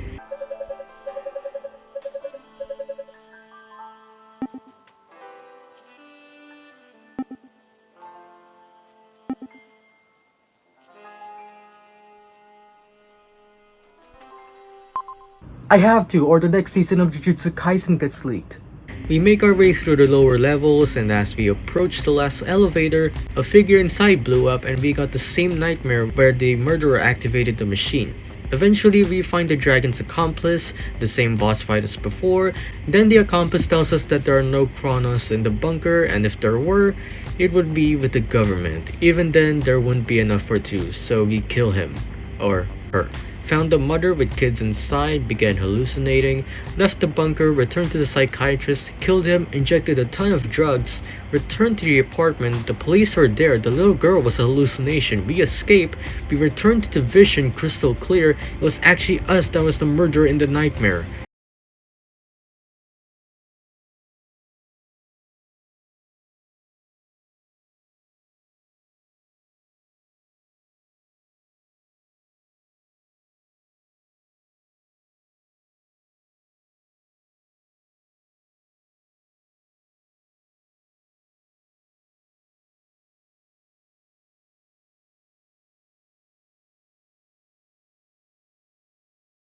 What the fuck? Oh hey, I normally don't dress up for special occasions unless I'm playing LEGO Marvel superheroes, but I'm switching things up right now. This time I wore a purple shirt just to signify I don't know how to flirt. It has now been 10 years since the release of the one thing why I like animals. Fuck beta. It's been a while since I played any game from the FNAF series, and I needed something to strengthen my fear gauge, make myself less vulnerable to heart attacks. Oh. Next time, try giving a damn more. Cool. The last game I played in this series was Pizzeria Simulator. I played a little bit of Ultimate Custom Night, but I realized there's too much stuff happening in it. Some were good and others were questionable. Even to this day, I still haven't played Security Breach. I'm sure all the bugs are fixed by now and that the game is running smoothly enough that I can do what you want, cause a pirate is free. You are a pirate. Yar har, fiddle-dee-dee. Being a pirate is a recipe. Do what you want, cause a pirate is free. You are a pirate. But unfortunately, there are too many games in my backlog right now, and I'm pretty much all up to date when it comes to the storyline of Five Nights at Freddy's. I didn't play the VR games because I don't have a VR system. I didn't play the AR game because I don't play video games that much on my phone. So for a while, I kinda abandoned the playing FNAF lifestyle. And I did miss it. I played the original 6 games, beat the 6th and 7th nights of those games, except for FNAF 2. Night 7 there is too fucking impossible. And mostly achieved everything those games had to offer. And Five Nights at Freddy's was the only horror game franchise I played for a long time. The first one being Slender Man, and the most recent one being the remake of Resident Evil 4. To be clear, I'm not the biggest fan of horror games. If you look at things closely, horror games are quite simple, especially with their gameplay, but their scary factors definitely outshine most of their problems. No matter how much crap the Five Nights at series has gone through, I'm not playing Poppy Playtime. Ever. So all of that left me to play Monster Hunter World, replay my childhood games, play some of the hardest games of all time, and introduce myself to Dark Souls 3 all throughout the COVID pandemic. It was a fun time. Fun being lonely. I had a lot of fun catching up to some of the greatest games I've ever played, but I do feel myself getting pulled back to my roots, to the place where my enjoyment for video games began. And it did. Back on December 26, 2019, written by Ellie Cooper and the man himself, Scott Cawthon, the first volume of the Fazbear Frights book series was published under the title of Into the Pit. Now, prior to its release, there were already books and novels about Five Nights at Freddy's that had been published before, but Into the Pit is special because on January 22, 2024, a video game adaptation of the novel was leaked to be in development. Later that day, Scott Cawthon made a Reddit post acknowledging the leaks and stating that the game would release for the series' 10th anniversary on August 8th. A gameplay trailer was released on June 6th. The game will be the first installment of the series to be in full 2D and made with pixel art. Not much is shown in the trailer other than kids running around and screaming, Bonnie doing the floss, and young Kwebbelkop having the ability to travel back in time through a magic ball pit. Believe me when I say this is the least craziest sentence concerning Five Nights at Freddy's. You wouldn't believe the amount of crazy shit that happens here. Why didn't I heard about this game before? I just heard this game existed when it finally released. But when the game was released, I picked it up day one because I hadn't played a Five Nights at Freddy's game in a while, and I needed a resurgence. Since I haven't played a Five Nights at Freddy's game for more than 5 years, my memory of the lore is a bit janky, so I went into the pit knowing that a guy dressed in purple murdered a bunch of kids, and those kids took the revenge, but the purple guy has a bunch of relatives. Some continued the family murder legacy while others tried stopping it, and there are a bunch of establishments made by the purple guy, and there are a bunch of rabid wild animatronics loose in those establishments, either continuing the family murder legacy or doing their own things, usually much worse than what the purple guy was doing before, but the purple guy somehow keeps coming back and the cycle repeats. That's not even everything. So we play as a young kid named Oswald, and our dad brought us to a pizzeria because we're broke and for the most obvious reason, kids. We eavesdrop on the table, hear that there's an abandoned ball pit in this pizzeria, and went inside the room with the ball pit so that we can teach our dad a lesson for bringing us to the same place over and over again. We should do the same with school. We jump into the pit and somehow travel back in time to when the pizzeria was much more lively. By that, I meant when everything went wrong. At least I got on treatment for playing with my balls. We entered the main show hall and... This is not the right time nor place to do that in front of a bunch of kids, Bonnie. We run into a bunch of kids named Chip and Mike. It is from then we can confirm that we traveled back to the 80s. Yep, this is definitely the place and time. Yin and Yang showed us around the pizzeria and cheated in an arcade game and in a game of tag. But we cheated back at him when we hid inside an animatronic suit. That worked well last time. The lights went out, we saw Spring Bonnie walk across the room, and we played a game called Hold Your Breath. It was a fun time. We returned to the main party hall, everyone is screaming, and oh, would you look at that? There are adults in this room, and they're just running out in panic. Why aren't they fighting back against my cunnilingus Shafton if that fucking suit can snap him inside by just pissing at him? Also, I'm assuming everything in the Five Nights at Freddy's series would happen in America, because why would there be a fucking Chuck E. Cheese outside the land of guns? Not one of these people brought a firearm. Where are the guards? Shouldn't this place have some fucking security? You know what? Screw this. I'm leaving. So that's the new Five Nights at Freddy's game. I mean, I technically beat it. Whatever, I'm jumping back into the pit. So that's one of the earliest ways you can get this game over with, and definitely one of the worst endings of the game. But that's not how you get the true Five Nights at Freddy's game experience. I pissed my pants several times while playing the original games. I should be doing the same. So we run around the pizzeria looking for Chip and Mike. We get an encounter from Spring Bonnie, gesturing us to come with him. We follow him into the room and see a bunch of dead corpses on the ground. We ran away from him and jumped back into the pit. Dad scolded us for hiding from him. Spring Bonnie tries to pull Dad into the pit. But we somehow have more strength than an adult inside a mechanical animatronic suit, so we pulled Dad back, and he is somewhat possessed by Spring Bonnie. He drives us home and doesn't kill us? What? He has the perfect chance to do the most heinous things to a little kid, and he just decides to roam around the house like he just doesn't know that I know this place more than he does, granting me the perfect opportunity to escape from him. Huh? So we grabbed Mom's phone number, distracted Spring Bonnie from the parents' bedroom, and grabbed Dad's phone. I tried entering a number most FNAF fans would know, and it didn't do a damn thing.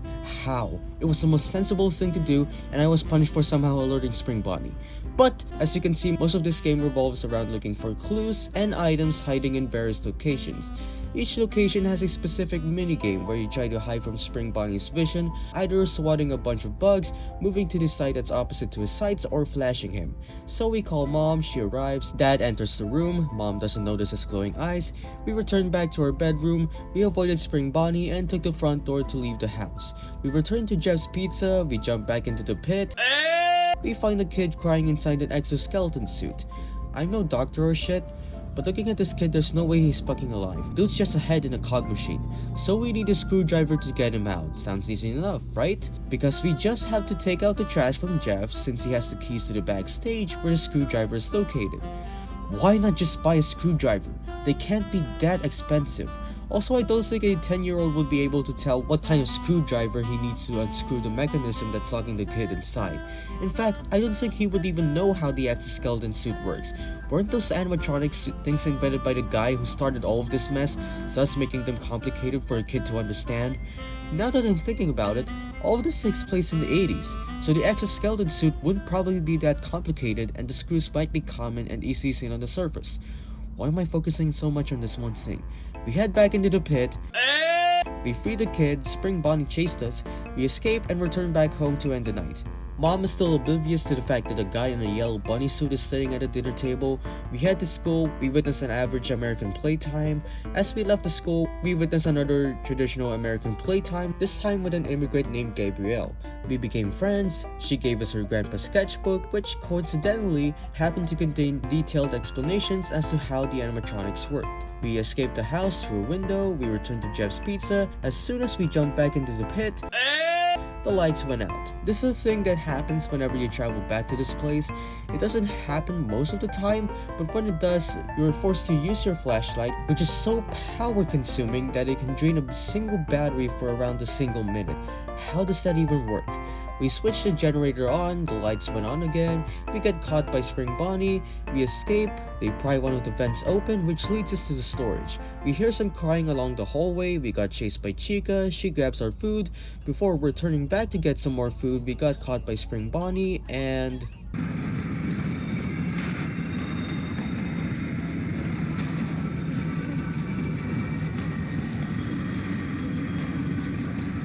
Yeah, I get it, buddy, your breath stinks. Can you let me go now? So we return to the present, and our task is to get a single slice of pizza. Sounds simple, right? Well, all we have to do is to find a rat trap at the mill, jump back into the pit, catch a rat, return to the present time again, and release that rat in front of a local customer so that it distracts Jeff, and we sneak into the kitchen to get a slice of pizza. All of that because we don't even have the option to just buy a fucking slice of pizza.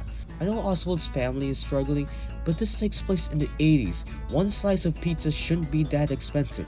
Whatever, we jump back into the pit. We place the pizza slice at Chica's nest to lure her in. We sneak into the employee's room. We find Mike hiding in the cabinet. We head to the entrance. Mike tells us that Chip might be in the arcade. Spring Bonnie chases us again. We return back home. We wake up the next day to find that the window is now barred. This is something Spring Bonnie does every day. He blocks up your previous exits so you're forced to find other ways to leave the house. This also encourages you to explore more of the house, get to know the best routes whenever you're being chased, the best hiding spots, and maybe find some useful items like batteries. We returned to the school. We got bullied. While we were taking a class, we hallucinated and saw some animatronics. We got another little side quest. Grab our teacher's book in the principal's office. To do that, we must find the keys to the office, search all the available rooms, and return back the book. This really feels like Pajama Sam. We head back home. We try the front door only to find out it was now locked. I tried moving the ladder from the attic to the basement, but I got caught in the hallway and somehow the ladder disappeared. Okay. I went to the attic to see if the ladder was there, but it wasn't. But I found some rope, which I used to escape through the attic window. We jump back into the pit. We are supposed to get into the arcade, but all the entryways are locked. Apparently the keys to the arcade are in a vent, and it took an embarrassing amount of time looking around the entire pizzeria and every nook and cranny for me to find a shiny object up there. This really is Pajama Sam. We get the keys, we open the arcade, Bonnie chases us down and blocks up the arcade. Looking at the old sketchbook, Bonnie's electric guitar seems to be the perfect way to distract him from the arcade. We find the guitar backstage, only to find it to be missing a string. Now, seeing that there are a lot of spare parts of the animatronics backstage, the missing electric guitar string should be around here, right? Well, Oswald thinks that we can find the missing string in the garbage, so we head back to the mill, and guess what? Because of some strange coincidence, there happened to be guitar string we're looking for. What? This is Pajama Sam, what the hell? We got caught by Dylan, who's somehow in the garbage, took a photo of us collecting from the trash. We jumped back into the pit. We fixed Bonnie's guitar, played it on stage, grabbed Bonnie's attention away from the arcade. We sneak into the arcade, we find Chip getting bonked to death. We freed him, we got chased down by Freddy and Spring Bonnie, and we returned home. We went back to school, we got bullied once more by Dylan. I'm surprised he's not still out taking it a dump. Okay, bitch, you got to the garbage before me, asshole. Don't act like you were expecting me to come over there with your camera at the ready like you're Dick Tracy when you're just picturing your Dick Tracy in the worst possible place to take dick pics. Dylan. More like Disrespect Junior. You're pissing me off, fuck you. We return to the pizzeria. Now that the entrance to the arcade is open, you can gain access to a bunch of broken down arcade machines, which you can fix through several specific items. Yeah, I can wait for the whole saving my dad from my sentient killer animatronic shtick. I need to grind these minigames. This section is brought to you by my severe gambling addiction from playing too much blackjack in Fallout New Vegas.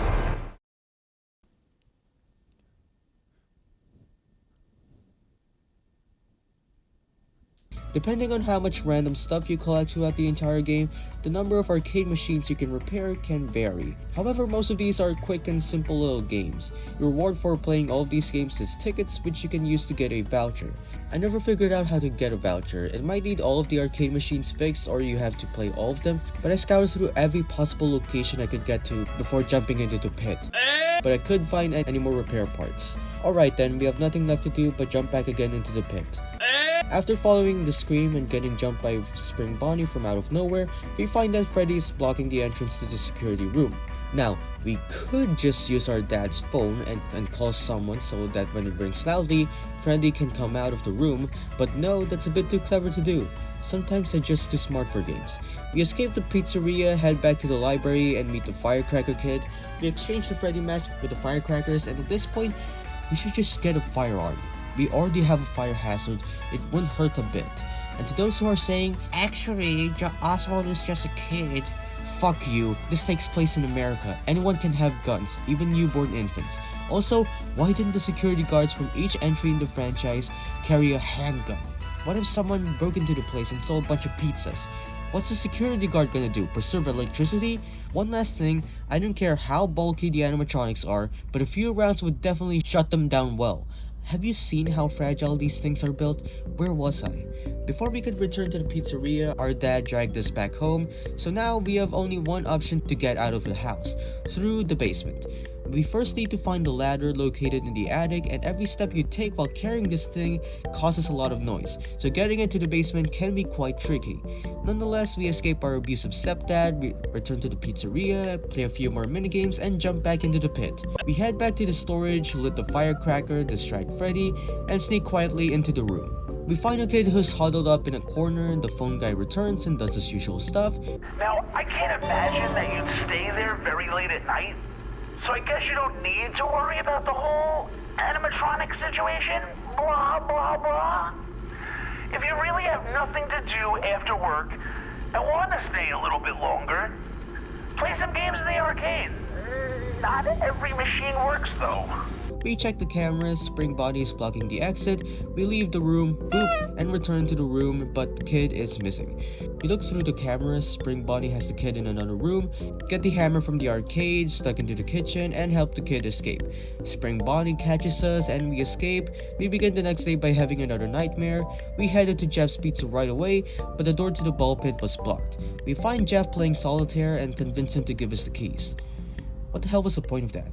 After that, Spring Bonnie somehow chases us all the way to the ball pit. We hide from Spring Bonnie and hear another child screaming, this time coming from the party room. The key card is found backstage, however the entrance there is blocked. We use the vents, enter the backstage, find the key card among the cluster of animatronic parts. We head back, open the party room, and find another kid. She told us that she heard our dad screaming through the vents.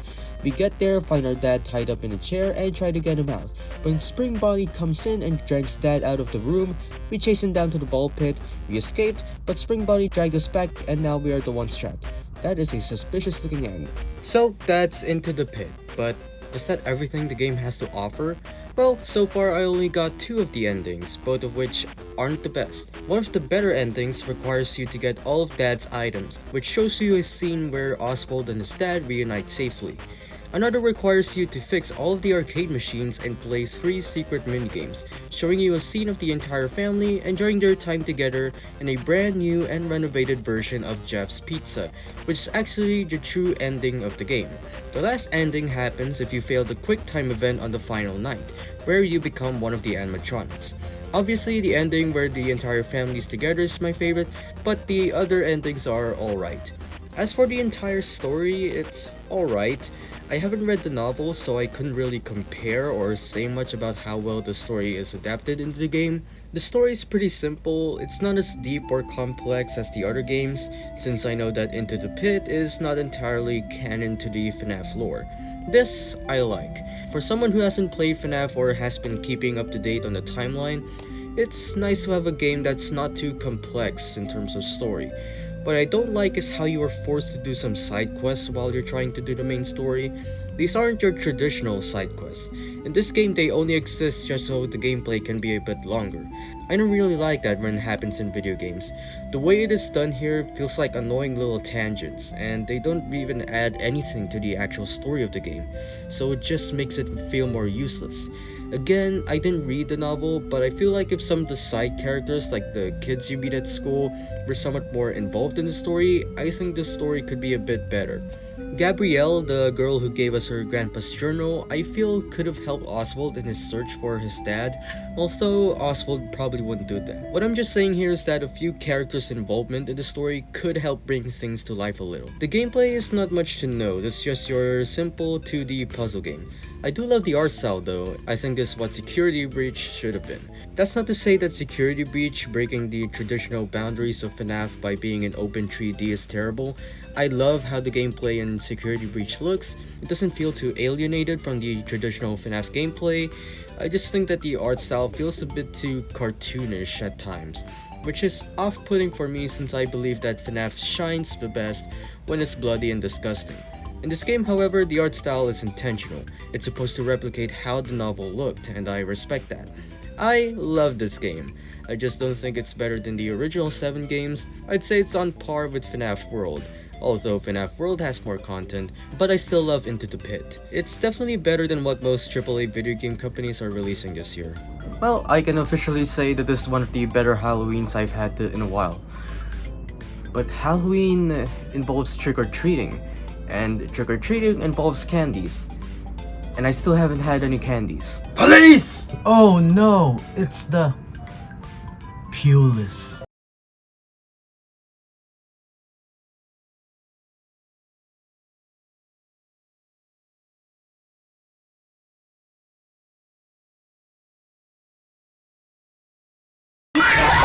Oh hey, you know, it makes me happy knowing that I never have to play Getting Over It ever again. Like, can you imagine if I have to play another game in a similar fashion of Getting Over It? I don't know why irony is my middle name. With the release of Getting Over It, many indie game developers have attempted to make their own games with a similar style, climbing over random placements of real-life objects while battling against the laws of physics and whatever doodad the developers left there. This game started a renaissance for rage games, as some might call it. Now, there are other rage games that take inspiration from older rage games like Unfair Mario and Trap Adventure, but Getting Over It paved the way for more physics-based games because of its sheer popularity and unique gameplay at the time. And unfortunately for many, it did. On May 24, 2023, solo developer Games created a game titled Only Up and released it via Steam. This game was infamous for being incredibly difficult due to its wacky controls, weird placements for platforms, and the lack of a save system. That's right, there's no save system. And you thought Getting Over It was difficult. That game had a save feature so that whenever you exit the game, you get right back to where you last went off. That was the extent of Benedictus Fucky's generosity in this game. This game said fuck that and just removed a save system from the whole game. I guess it's supposed to replicate the old NES games where most of those games don't have a save feature, but there wasn't an official save system at the time because the old NES games are supposed to feel like you're playing an arcade game. This doesn't feel like an arcade game, this is more like an electric chair. Aside from the difficulty, this game is known to contain many in-game assets that are copyrighted material, such as the 3D model of Blanket in the Wind and even sound effects from Final Fantasy VII and Minecraft, which led to its inevitable and permanent removal from Steam on September 7, 2023. Not only that, but the game also included NFTs on the player character's assets, which sounded perfectly fine to do when Steam banned any games that buy and sell NFTs since October 2021. Thank God this game was incredibly problematic. But what is this game truly about? Why the fuck do you think I'm here? So the game begins... This is the most enticing loading screen I have ever seen. We begin in a junkyard, off to a great start. So you can choose a bunch of hats to wear, there's also a timer, an elevator. Yeah, this is going well so far. So, since this is in 3D, there are multiple ways to get to the top.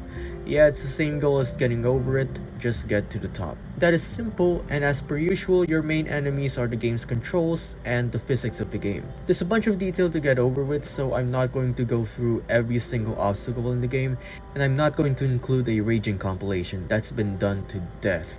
Instead, watch me suffer in the background while I talk about something else. A little while ago, when I was looking for hobbies to distract myself from the fact that I was born to play the hardest games of all time, the birth certificate ain't lying, I got into reading. Now, when I was a wee little kid, I never liked reading.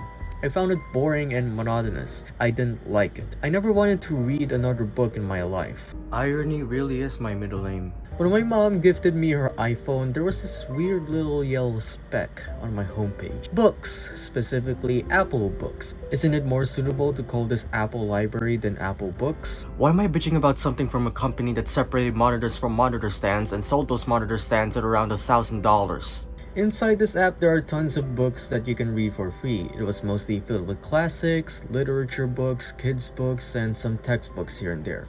But there was one that caught my eye. Dracula.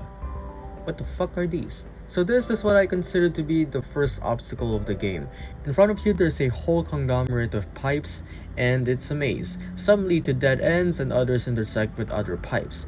Now it doesn't look that hard to traverse, but God, this is where the controls truly shine. to kick your own ass. It's easy to dash and plummet your way out of the pipes, leading you to your death.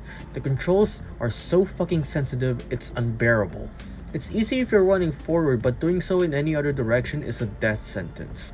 I wouldn't even try it. The best way you can save yourself from falling is to grab onto the pipes so long as you're not far away from them. You just have to flick the camera fast enough to grab onto the pipes. This one, with the pipe that descends in a spiral, is brutal. You can't even walk in this pipe. You have to stop and adjust yourself if you don't want to fall. And it is slow. Fuck. Anyways, Dracula. Now, the only knowledge I have about Dracula is that he is the vampire. That's about it. So I went in and read the book without a ton of expectations, and wow. Just to note, this is the first novel that I have ever read. I read The Fellowship of the Ring, and that is considered a fantasy novel, but I didn't own it. An old friend just let me borrow it. So this is technically the first novel that I own, even though it's free in the Books app. Whatever. So the novel has an interesting approach where each chapter is a diary log of each one of the characters, i.e. in the first person perspective. And the story begins with a guy named Jonathan Harker, an Englishman, I think. Look, I finished the story months ago now, so I'm just spitballing what I feel is the actual story. So Jonathan is sent to Transylvania to do some paperwork, something about real estate, with a guy named, you guessed it, Count Vlad Dracula. After Jonathan stops being oblivious to the creepy shit that's happening inside the castle, he encounters Dracula doing vampire shit. He gets captured by 3 hot vampire ladies. When he failed to escape the castle, he found Dracula inside a coffin and smacked him on the head with a shovel. He also finds out that Dracula is shifting 50 boxes of earth to a bunch of places in London or something. And this last diary log shows him escaping a bunch of madmen and trying to escape through the castle walls. Then it cuts to 2 ladies talking to each other over the mail. Mina Harker, Jonathan's fiancée, and her friend Lucy Westenra. Fuck. Another pipe. This one is just fucking painful. I know it's a straight line, but god. I know there's a much safer path to take here, but I saw some stuff across my screen. Beds. When you think beds are at their best in Minecraft, think again. The beds in this game are a godsend. These act like trampolines which can launch you across long distances. These are fucking beautiful, but this is pretty much the extent of game's generosity here. Another good thing about these beds is that you get a ton of control of your movement in the air. The bad thing about these beds is that you get too much control of your movement in the air, and for this specific part, it's easy to miscalculate the landing on one bed and the other. I know I keep taking the riskier paths in the game, but I just want to get this game over with. I already have more than an hour of playtime in this game. But what does this specific bed do? Well, it leads to other beds launching you upwards until you come across the entrance of a warehouse. Getting to the actual warehouse is easy enough, but man, you have so much air control that you can miss the next flight of beds if you're not focused enough. But luckily, I made it in the warehouse. Now, where was I? So, Lucy was talking about getting married and she has but 3 choices to marry. A doctor who diagnoses a madman talking about bugs and shit, totally not related to Dracula or his evil cult, an American, and a fancy British guy. Right, I forgot to mention that all of this takes place in the 1800s, which explains why almost everyone in the story is so collected and eloquent. In the end, Lucy marries the British guy, but the other 2 seem pretty chill about it and the 3 dudes become friends. Why can all nationwide problems be resolved like this? Alright, that's a cute little tangent, but let's head back to the main stuff. Dracula boards the ship Demeter along with the 50 boxes of earth, and for many long days across turbulent seas, he tortures the ship's crew and makes landfall on some coast in England. I'm not great with geography, great. So I was supposed to stay on top of the drone, but since my 4-year-old keyboard is starting to work on its own, it pressed the D button for some reason, and I fell beside a windmill. I'm stuck. What do I do next? Well, there's this bed, and jumping on it would make me hit the windmill. I did just that, grabbed onto the giant fan blade, and landed next to a bus station. Cool. Oh hey, another bed. And another bed. And the highway collapsed. Cool. So after Dracula made landfall, Jonathan came back sick and Lucy also got sick. Jonathan was doing alright through his sickness, but Lucy's condition was gradually getting worse, so she called Dr. Robotnik. Ivo could not determine the true nature of Lucy's illness, so he called his old friend and mentor, Dr. Abraham Van Helsing. 1 year!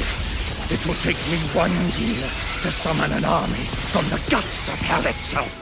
Need someone to tag along and tell weird personal stories? You can tell I love a character when I call them their full name.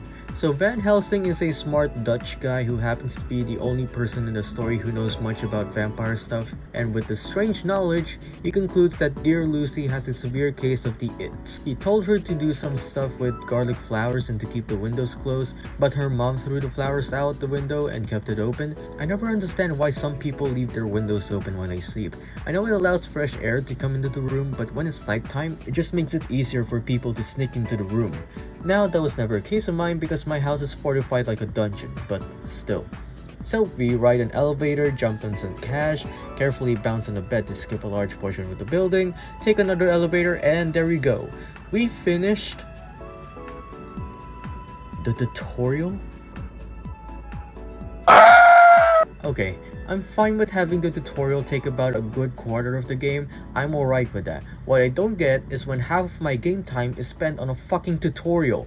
I fell more times here than I did once I got past the tutorial. I get it that the players might have wanted players to be more relaxed after such hell, but that's not how most games progress.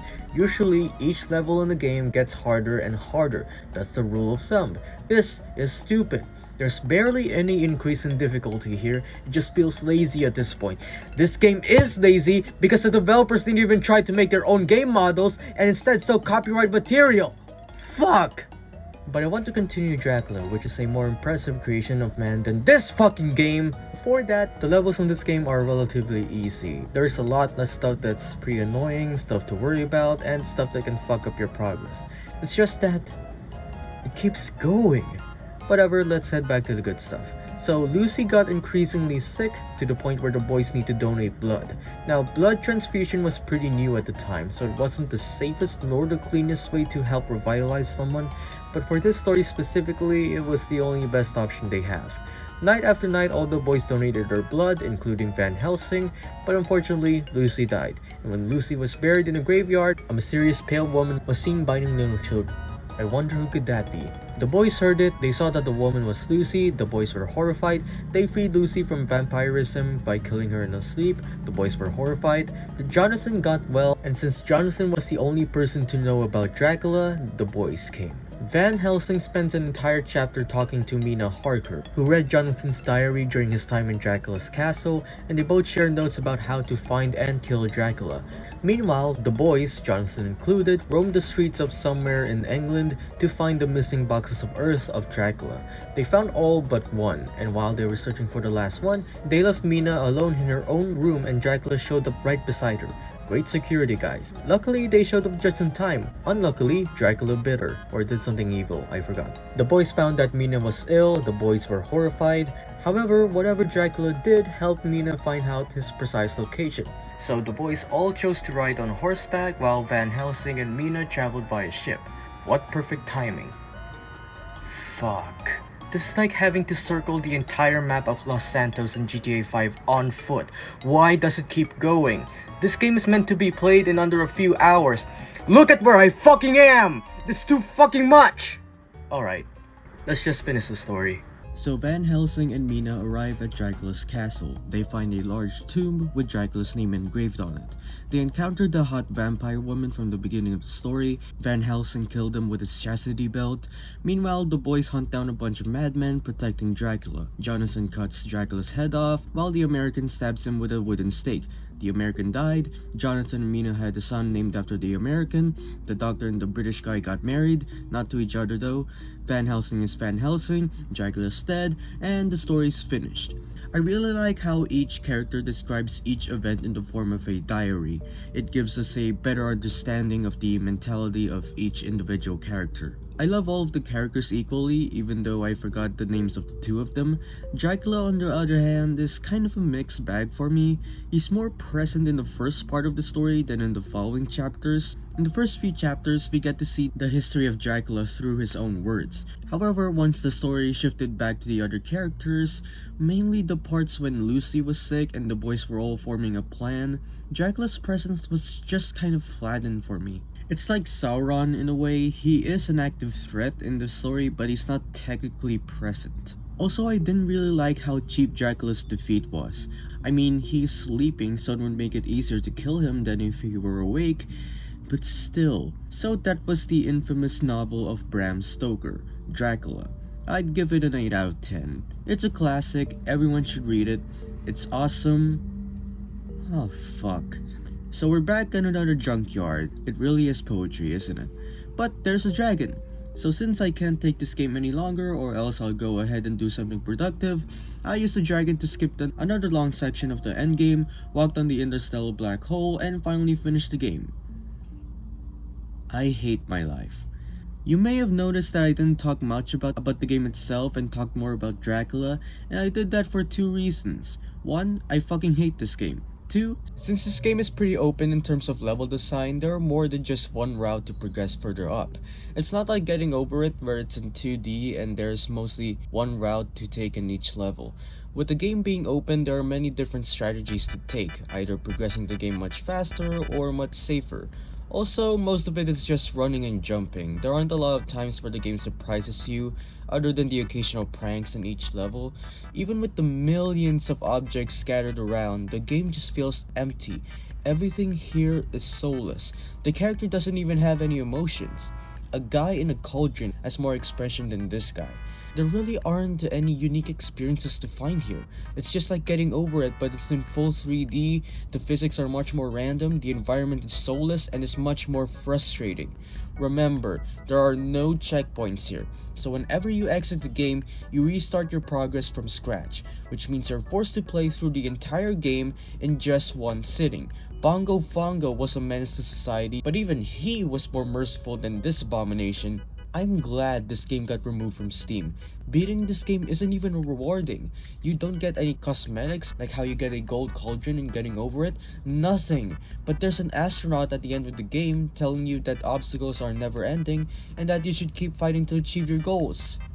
What the fuck? I could just search for some inspirational quotes online and it would still feel more rewarding than this fuck. Fuck this game. This game does nothing but wreak havoc among the society. This game contributes to no one. It doesn't contribute to the gaming landscape. It is a useless piece of shit that deserves to be burned down to ashes and have its charred remains get fucked by a bunch of rats. Is this who I am now? Am I just going to continue complaining about the hardest games of all time because that's the sole purpose of my existence?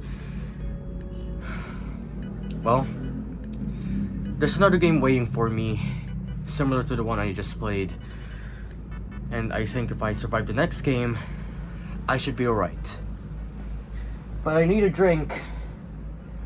All that shouting really killed my lungs. Oh hey, I haven't much else to do before the year ends, and I think it's fitting if I play another difficult game while I talk. I don't know why climbing is becoming a thing of mine, it just happened. Who could have guessed that after playing 2 games where you have to climb to the top with wacky physics and controls, another climbing game gets introduced to me. Why are people making games like this? The influence of Getting Over It cannot be underestimated. It's like underestimating the rise of a clone of Vine, and that clone actually became the most popular social media website of all time. P.S. Vine is better. To end this year, I decided to get things over with and play one of the last difficult games inspired by Getting Over It. To think this is a Christmas present is an understatement. I literally lost 5 years of my life playing this game. Maybe it is a gift. A difficult game about climbing was developed by solo developer Pontypants, who even uploaded a devlog on YouTube discussing the process of the physics and the gameplay, as well as how he shifted from using the Godot engine to the Unity engine. As you can tell, it is heavily inspired by Getting Over It. Unlike Only Up, which is just a soulless platformer with no unique gameplay and a bunch of copyright material and NFTs, this game features the controls in a way where movement is restricted to only using your arms and hands to traverse obstacles, because legs are useless when your character is bald. There's evidence. Well, there's not much to talk about, so let's get on with the game. This game begins with you in the middle of a body of water, and in front of you is your first obstacle. Just like Getting Over It, you're gonna be moving your arm a lot. How far you move your arm is also going to determine the power and length of swinging. It also increases the chance of hurting your arm. That's right, psychological and mental damage isn't enough. Add a broken carpal tunnel in there as well. You hold the mouse button to hold onto a ledge with your respective arm. The same goes with releasing it. It's as simple as Getting Over It, and you can master the controls so quickly that it feels like the mouse is an extra limb. But, oh, what's this? This game has controller support? The mouse being the only control method adds to the frustration of the game, so I think this game would also work well with a controller. I imagine it might be worse than using a mouse. Actually, I'm regretting this idea. Please, if any modders watch this, do not make a mod for this. Oh god. I never used my controller. I know it might have made the game a bit easier, but I don't do that. I'm a humble man. But I have limits. This game was only released on PCs. It's meant to be played on PCs. I will do fine on mouse and keyboard. So in this first level or tutorial, you are introduced to the main principles of the game. Climbing, of course, is the main one, so there are specific objects that you can hold on to and others where you can't. Another thing to master in this game is swinging. Just like getting over it, you need to generate enough momentum to get across large gaps. It's easier said than done though. Your arms are more sensitive, and because of that, you can flail too much in the air and you'd lose progress. Also, do not waste more of your time. There's nothing at the edges of the map when you swim there. It's useless. Don't do that. This, however, is the first real obstacle of the game. You have to swing at the right speed and angle to grab onto that ledge. It looks easy, but man, is it hard. You have to do some precise calculations to get this right. Even the slightest mistake will make you start this level again because of how sensitive the controls are. And you wouldn't believe how many tries it took me to get past that gap. I mean, you probably don't believe me a lot every time I talk, so why am I even bothering? Anyway, when you make it across the gap, carefully swing your way under, climb the most slippery tree in existence, and... is that a checkpoint? This really is Christmas. I can't believe it. There's checkpoints here. There's no way.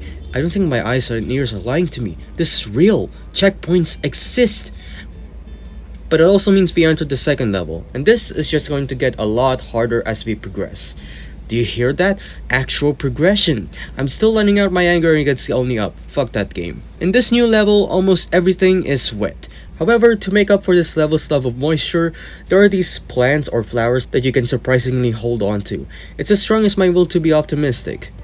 Not. There's this part in the level where you have to swing beside a large waterfall. The rocks you need to grab are incredibly small, and trying to grab them can be a bit tricky, especially since accidentally holding your mouse button and missing can make the waterfall drag you downwards. That's pretty much a highlight of this level, other than the part where you have to grab onto this large hand.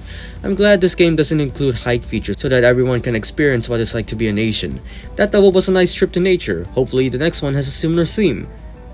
Of course not. So this is when the game finally gets more difficult. There are a lot of jumps involved, meaning you have to stretch your arms when progressing through certain parts of the level. Especially with the large wheels at the beginning of the game, you really need to focus on the timing to get to where you must go. That's about it for the majority of this level. It's all about timing. It doesn't look that hard since it may look like the turning wheels can help you progress much faster, but it really isn't. This level is incredibly tiring, especially if you make a mistake. The consequences are severe. But the level doesn't end there. You have to climb through these buildings and windows. There is this one little jump that might look terrifying, but it's actually easy. Then you have to carefully make your way up this dome-like structure. And this is where the level truly shines. You have to swing your way across a bunch of clothes, and it is painful. The clothes are so sensitive whenever you move. It is insane. There are also parts where you have to jump across to get to the next clothes. This is starting to get on my nerves. For the next level, you have to climb across this bouldering wall. If you grab the green handles, they will fall off, so don't grab them. Next, you have to use both your arms on this red circular handle and try to swing with the right momentum to get to the tree branch. This one's not that hard to fail, you just need to be careful not to overshoot your jump.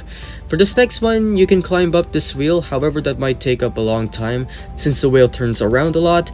Instead, you can just swing like before and try to grab onto the sails. This one is a lot trickier than the last, so you need to be careful. Just make it to the top, swing across the power line to the left, and try not to grab onto those shoes. I haven't tried it myself, but I don't trust those shoes. For the last obstacle in this level, you have to balance this thing and get the right momentum to grab onto that anchor.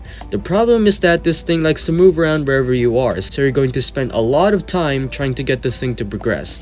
Failing here is incredibly drastic, since you're likely going to restart this entire level again. This last part takes a long time to beat, and I suddenly have this urge to kill my mouse. Not yet though, soon. The start of this next level is much more challenging than the latter part, since the obstacles that follow are pretty straightforward. Carefully climbing up, you have to swing across these crates to get to the other side. All you need to do here is to be as fast as possible. Once again, do not hold on to the green handle. Do a little bit more careful climbing, and this is the hardest part of the level.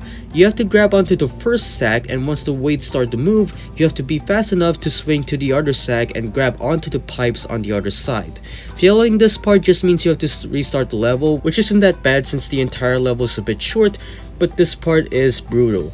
But after that part, it's smooth sailing from here. Just be careful not to fall here since you might end up back in the second level, which would be incredibly devastating. This next level might be the most difficult of all. You have to swing across these rocks which look harder than it is. You even have to slightly stretch your arm to get to certain rocks.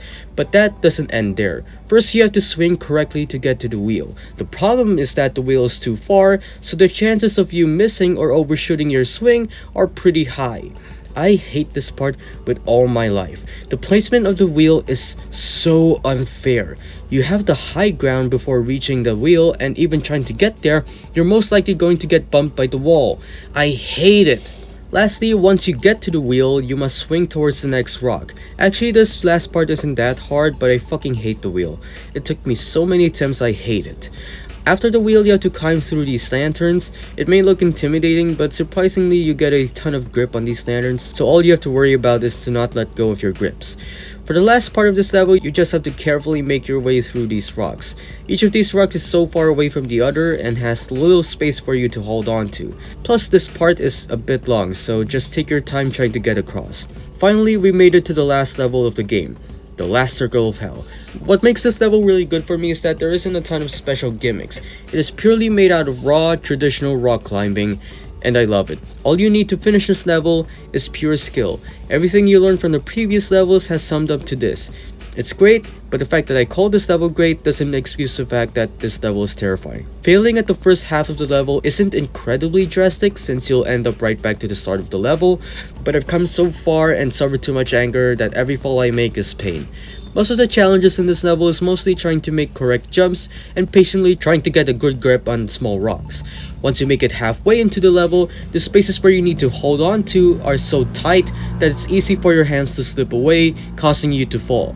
Not only that, but the jumps you need to make have to be so precise. In some parts, you need to swing wildly mid-air, and other times you need to stay upright.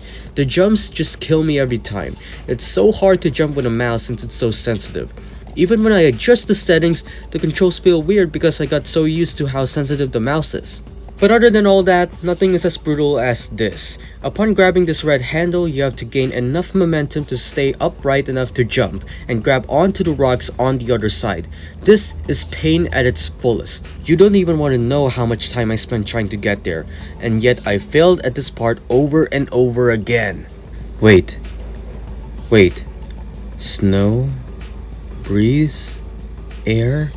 The air keeps pushing us and it is infuriating. The wind makes everything way harder. No! And god damn, the wind is fucking back, and it's still janky as ever, like it wouldn't be in any other game. Air? It was air the whole time! So after the last challenge, climbing through the last set of rocks, we finally made it to the cabin where we received a crown and some confetti, but that cloud seemed a little bit suspicious. Oh, it's not over? Not over? A ladder? Oh, it's the credits. And we return back to the tutorial. Great. So that's a difficult game about climbing. Compared to Getting Over It and my least favorite game in the world, I'd say this game is the easiest out of them all. It's much more forgiving with the inclusion of save points throughout each level, and the fact that it's short. It being a bit easier may be a problem for some people, but for someone who has very little time to do anything, I don't really see an issue there. Also, I love that there's controller support, which, according to most people, makes the game easier compared to playing on the mouse. I know I played this entire game without a controller support, since I thought that playing with a mouse was a definitive experience for the game, but I might be wrong on that. As for the level designs, there's not much to talk about really. It takes a lot of inspiration from Getting Over It, and I respect that. My main complaint about the levels is that the objects, where if you grab onto them, They move, and you might think that you're gonna fall, but you're actually not. Those objects tend to get repeated not a whole lot, but more than they need to in each level. I wish there were more environmental hazards at each level. Maybe at the last level, the breeze can push you a bit slightly. I know this might contradict what I said earlier about the game being too easy, which I like, but with environmental hazards, it might make the game more interesting. Also, I'm glad that there's no background music or some buffoon quoting random people in the background. That was one of the main reasons why I'm never playing Getting Over It ever again. I have huge respect to you, Sir Pontypants. I don't know why I do these things. It's like playing the hardest games of all time is just an instinct of mine. It just happens and I can't control it. You know, this is the worst Christmas ever. Why is my mouse a telephone? Yeah? Hey, it's me. Listen, I demand a fucking raise for saving your past self. I had to do your itsy bitsy ass task in the middle of a fucking galactic war. Don't try adding onion rings to my raise. I had enough of circles. Who's this? What? You don't remember me? You're the first fucking person to say my name right. I think you got the wrong number. Wait, what? Who am I talking to? Oh, my name is... Yep, totally got your name. Look, I honestly don't know who you are, or why my mouse is a telephone, and what do you mean by you're saving my past self? Oh crap. Quick question. Do you wear glasses? I mean, I used to always wear it, but then I lost it for a time, then I got a new one, so it's probably tradition at this point. Do you remember sending onion rings to anyone before? No? Shit. Hang call. Wait. This is the weirdest Christmas ever. Well, there's only one way to find out if I did things right.